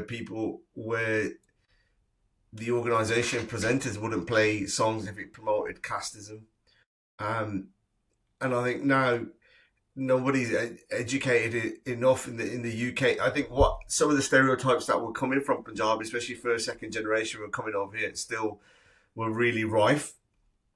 Now people are working for people from loads of different backgrounds in this country, different faiths, whatever, and I think these kind of songs, I think, will start slowly going away. I reckon in the next few years. Not few years, in the next decades, I reckon, because I don't think the education's going to be there.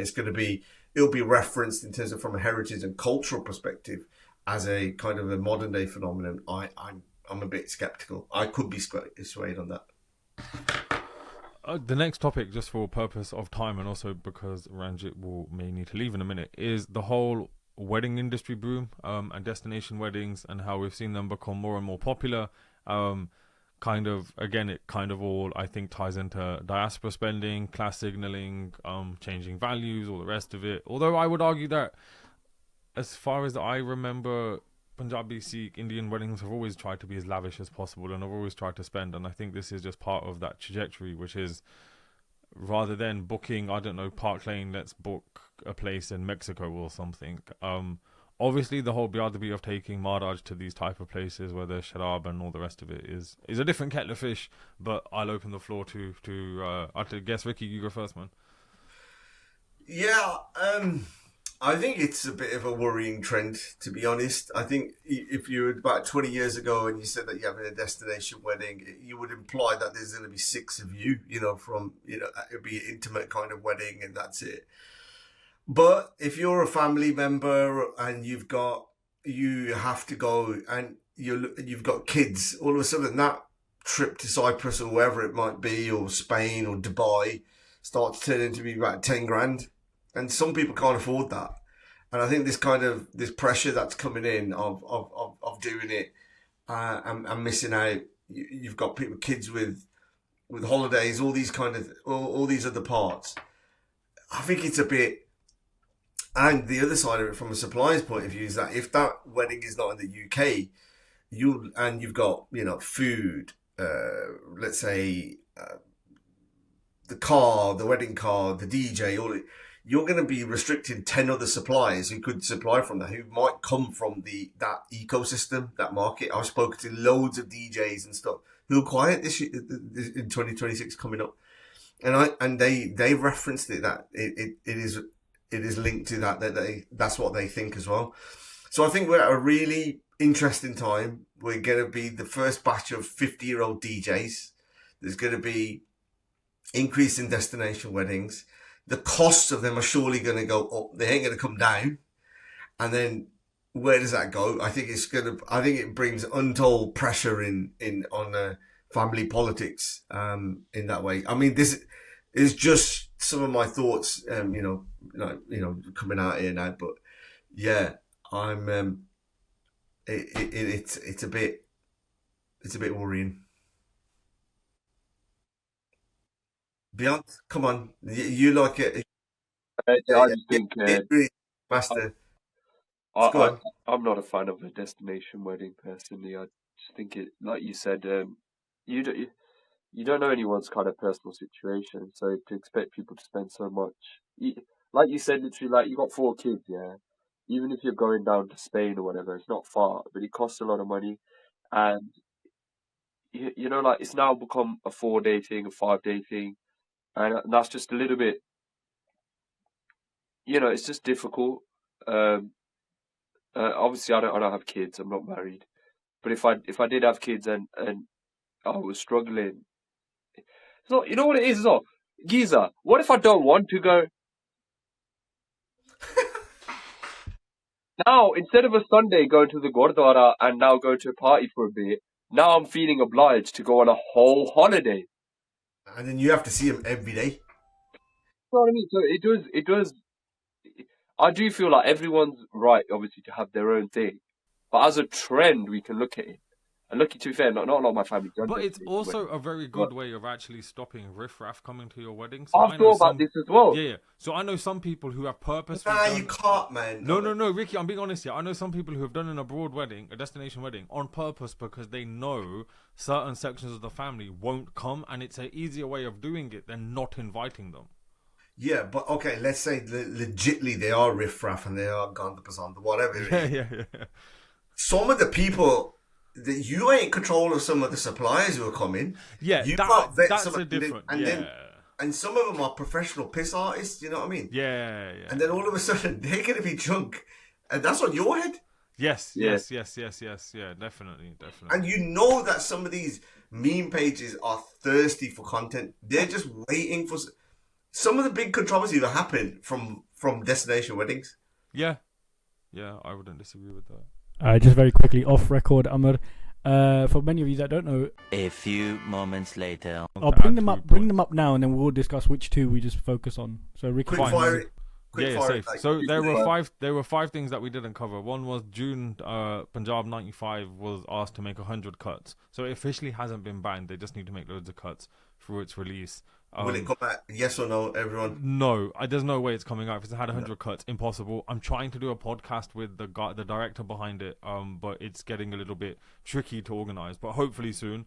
The second one is the August 2025 truck driver death. So that Singh who did the U-turn on the Florida Turnpike, I think, if I'm correct. in August, made an illegal U-turn, killed 3 people. It started a whole conversation about immigration and all of this crazy shit. Truck licenses have gone down.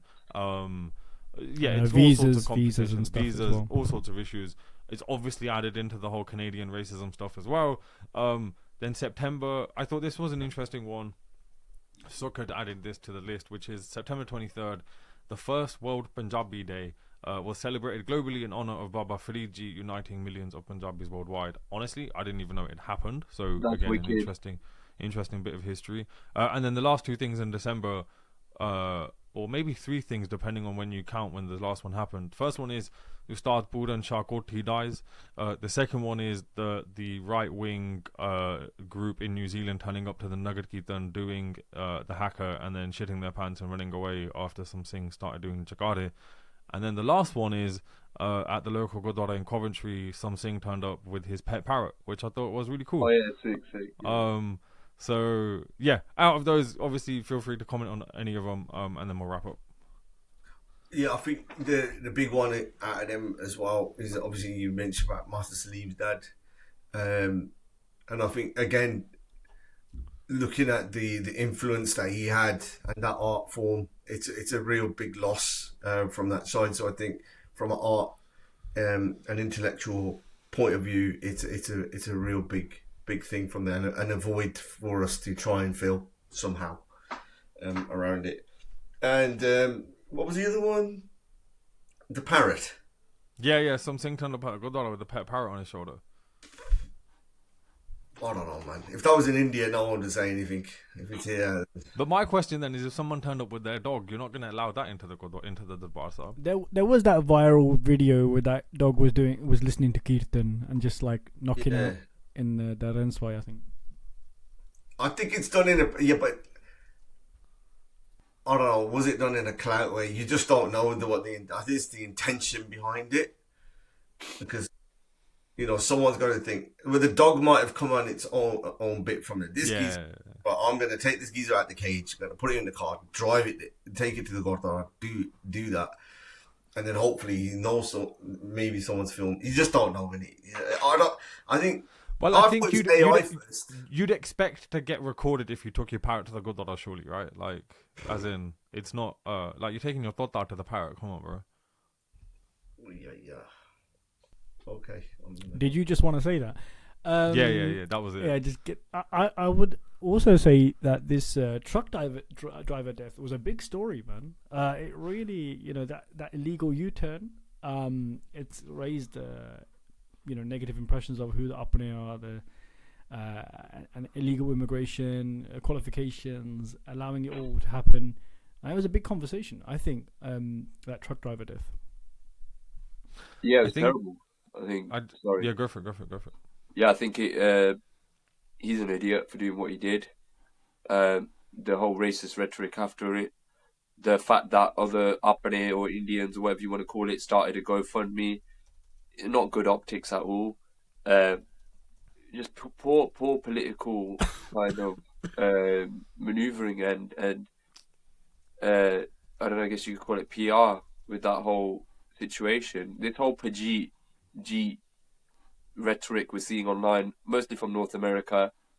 Luckily, I think Punjabis, brown people in the UK, that kind of rhetoric of Jeets and being nerdy and stuff, from my experience, it's not something I've ever experienced, but yeah, it's definitely growing online. And you see those AI videos of Pajits being stinky and all this kind of rhetoric, and so it's not very positive. I don't really know what else I can say on that, to be honest. It's just shit, isn't it? I think the shit part of it is that no one else, like let's say Gordha had done that, he wouldn't be scrutinized to the way that this thing was, and I think ultimately that's kind of the negative that we take away from it. And I think it also just goes to reiterate that, and we're in a more privileged position in that we have and I know our citizenship is still questionable to a degree, but we are British citizens. We're not in a different country on a visa. We're not trying to make ends meet to send money back to our parents or whatever. So I feel for those people who are in those situations. I want to talk about the first World Punjabi Day, because I think that's wicked. And what a good figure to kind of have it in honour of. Sheikh Faridji being such a unifying figure in Punjabi literature and kind of philosophy and spirituality. Somebody whose Bani is in Guru Granth Sahib Ji, but comes from a more Sufi tradition, and I believe his birth predates Guru Nanak Dev Ji's Purab. So yeah, I just think that's wicked. I think Beyond Singh, you should do a video on it, man. It might be. You know what? I was Yeah, really, you really should. sad I didn't know that this happened and this existed. It's a brilliant thing to do a video on. So proper down for that. I know, obviously, we've been talking for like over 2 hours, and I am starving. So, in the case of wrapping this up, I want to ask one question, which is, what are your expectations for this year, and what are your predictions? So, I think it was interesting to see that there was some shamans, I don't know where they were, but they had predicted that Maduro would get captured, Trump would fall ill, and something else would happen, and obviously Maduro was captured. So, hit me up. And also, interestingly, we started off with 6 and we're down to 3, so yeah. Yeah, good. Suk, go on, you go first. My expectations for 2026. Are we talking about the Sikh Punjabi world here? Everything. Yours, the Punjabi world, everything in between, whatever you want. Let's add it up with war, right? My expectations for Jan 2026 is that Sikhs that are in like the American, Canadian, and UK army will not be stationed or choose or have a mutiny against joining up. And that's always my expectation, and it's always my kind of aim, my philosophy, that they don't embolden some sort of like Sikh military identity and be flown out to Venezuela. That's if I combine those two topics together, that's my ambition. That's what I would say. Touché. Beyond?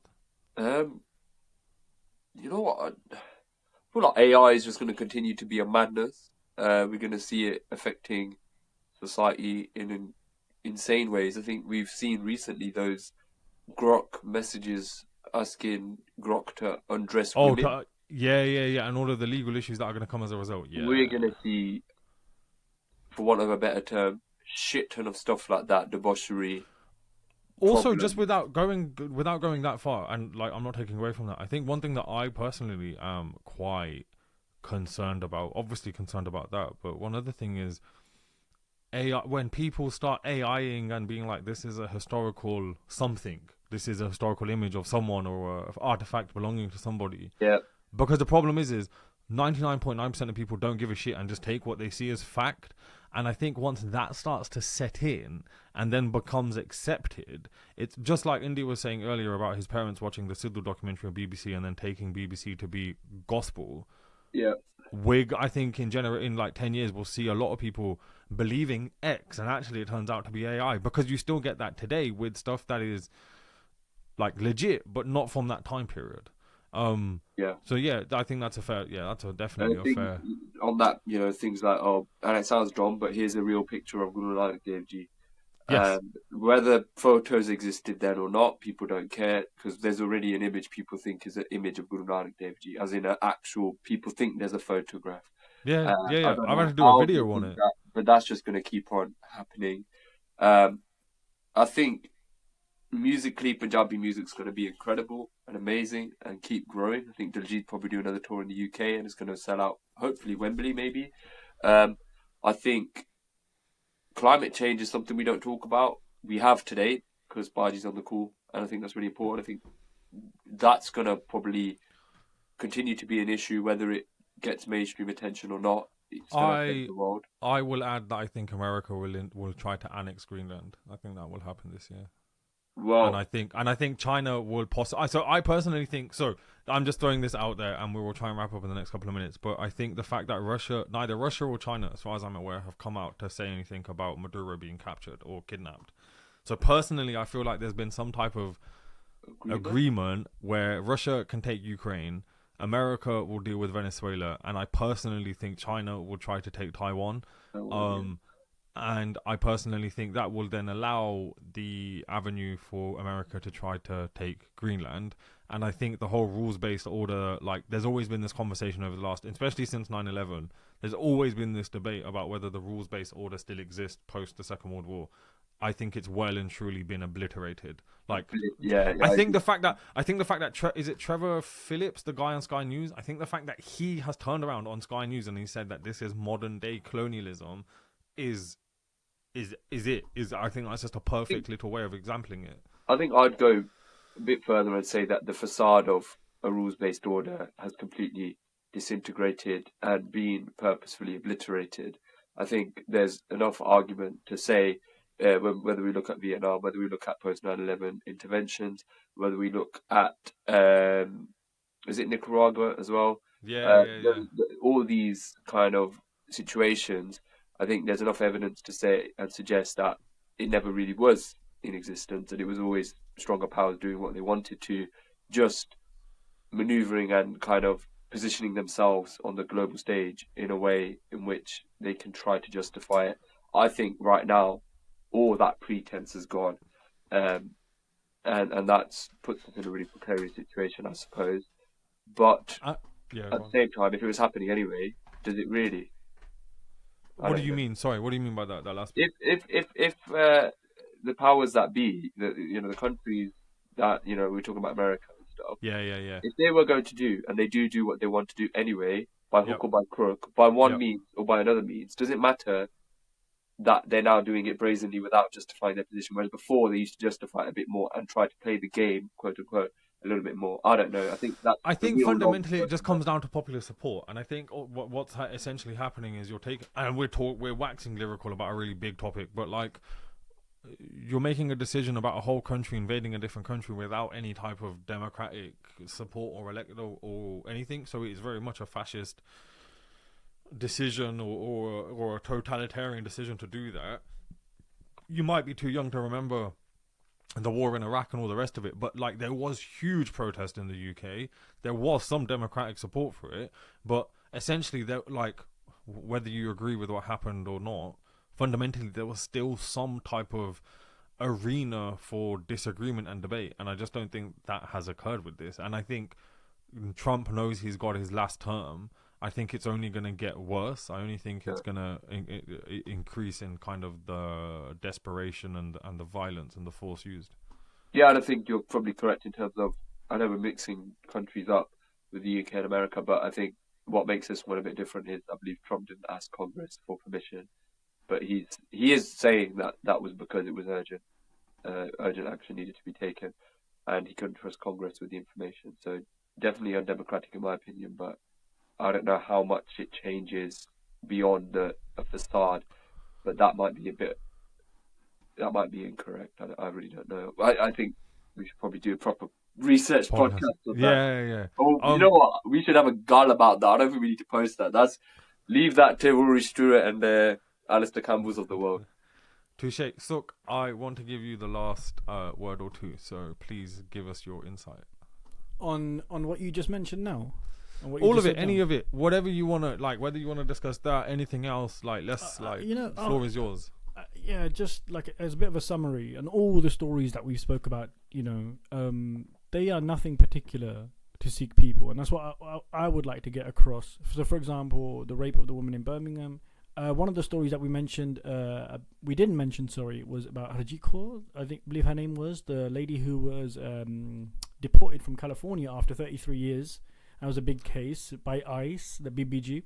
Yep. All these things happen, and I just don't want to isolate that. As I'm Sikh Archive. I do those podcasts on Sikh and Punjabi related issues and topics. One of the things that I just want people to realize from all the concerns that we've raised here, is that they're not like isolated to Sikhi. Like, for example, like some of the Punjab Sikh politics, pedophilia in the Gurdwara, allegedly. Beatings or political corruption and all these things that we've mentioned, countless stories that we've gone through. In many ways, there's nothing particularly Sikh about them, right? But we feel like we have skin in the game because these are our fellow community members or things like that. And I just want people to realize that There's a world beyond that kind of frame, that identity. And actually, we should care about all these things just as much as if it happened to like other people as well, and have solidarity with those people. Do you know what I'm trying to say? Ultimately, though, and I think just on your point, I think ultimately none of this happens in a vacuum. And like even the ICE stuff with the Bibi and Trump. So going the into ICE stuff with the Bibi, right? You can connect those. You can say that there's a correlation between ICE ramping up and Trump kind of flexing his muscles to then taking over Venezuela.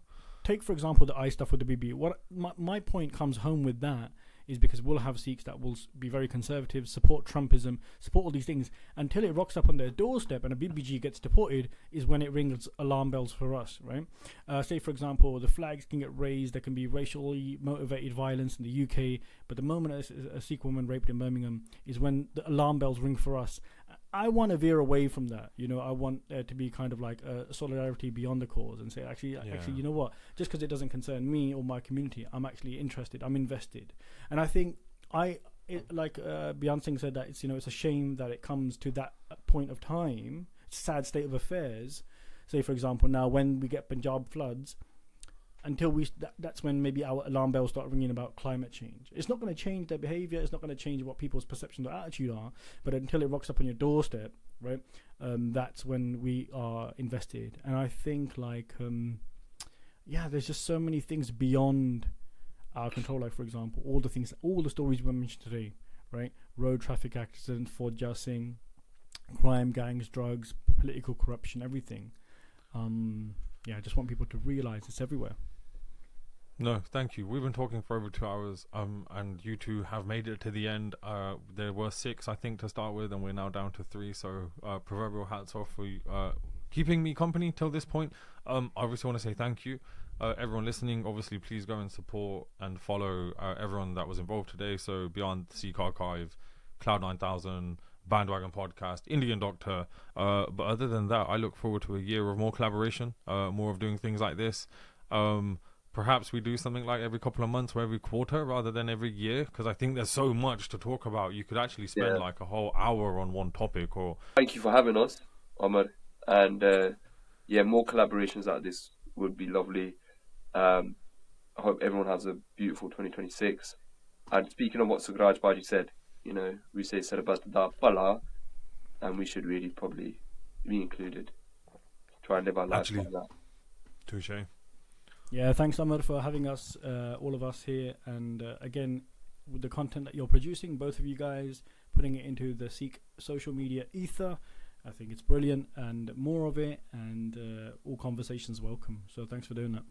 If you've made it this far, thank you. I genuinely appreciate it. And if you've got thoughts on the episode, please let me know what you think in the comments below. A massive thank you as well to everyone supporting us via our Patreon and also to our YouTube members. Your support genuinely helps keep this work going. It only covers a fraction of what goes into researching, recording and editing, but every contribution makes a real difference. If you want to get involved, level 2 YouTube members get early access, tier 2 Patrons and above also get ad-free episodes. And if you'd like extras, including your names in the credits, either option works. But for now, enjoy these bloopers and bits that didn't make the final cut, and have an amazing 2026, and I'll see you in the next video. Beyond has to go first. Yeah, it's only fair, right? Yeah, I don't know this. I don't like this narrative. Hi guys, I've got a bit of a cold at the moment, so I hope. But yeah. Oh, you need to do that again because you moved your phone and no one heard what you said. So. Hey, cool. Alright, yeah, sorry. Yeah, Beyond. What am I saying? Yeah, just fucking marriage proposal. Yeah. This ain't shadi.com, bro. Just tell me who you are, innit? Like, as a people. How are you gonna be a slave if you can't say your name and what you do? Okay, yeah. Beyond the content creator. Looking forward to the wrap up. Fair. You're just next to him, so go for it. This is like, when you're doing an exam paper and you're not even stuck on the question, you're stuck on your name. This is that bit. So yeah. So Aman from Cloud 9000. We make some like challenge videos. Like, I don't know, guess the brown person, stuff like that. So yeah, we met Ramblings on one of them, and here we are. Podcast, just voice and research behind the scenes. You sound really, really quiet in just in comparison. You actually look like you're on stage. Try that again. Yeah, just try again if you can. You sound slightly quieter than everyone else. Alright. Let me try again. But I love India, like Jai Hind and Modi. I think it's incredible.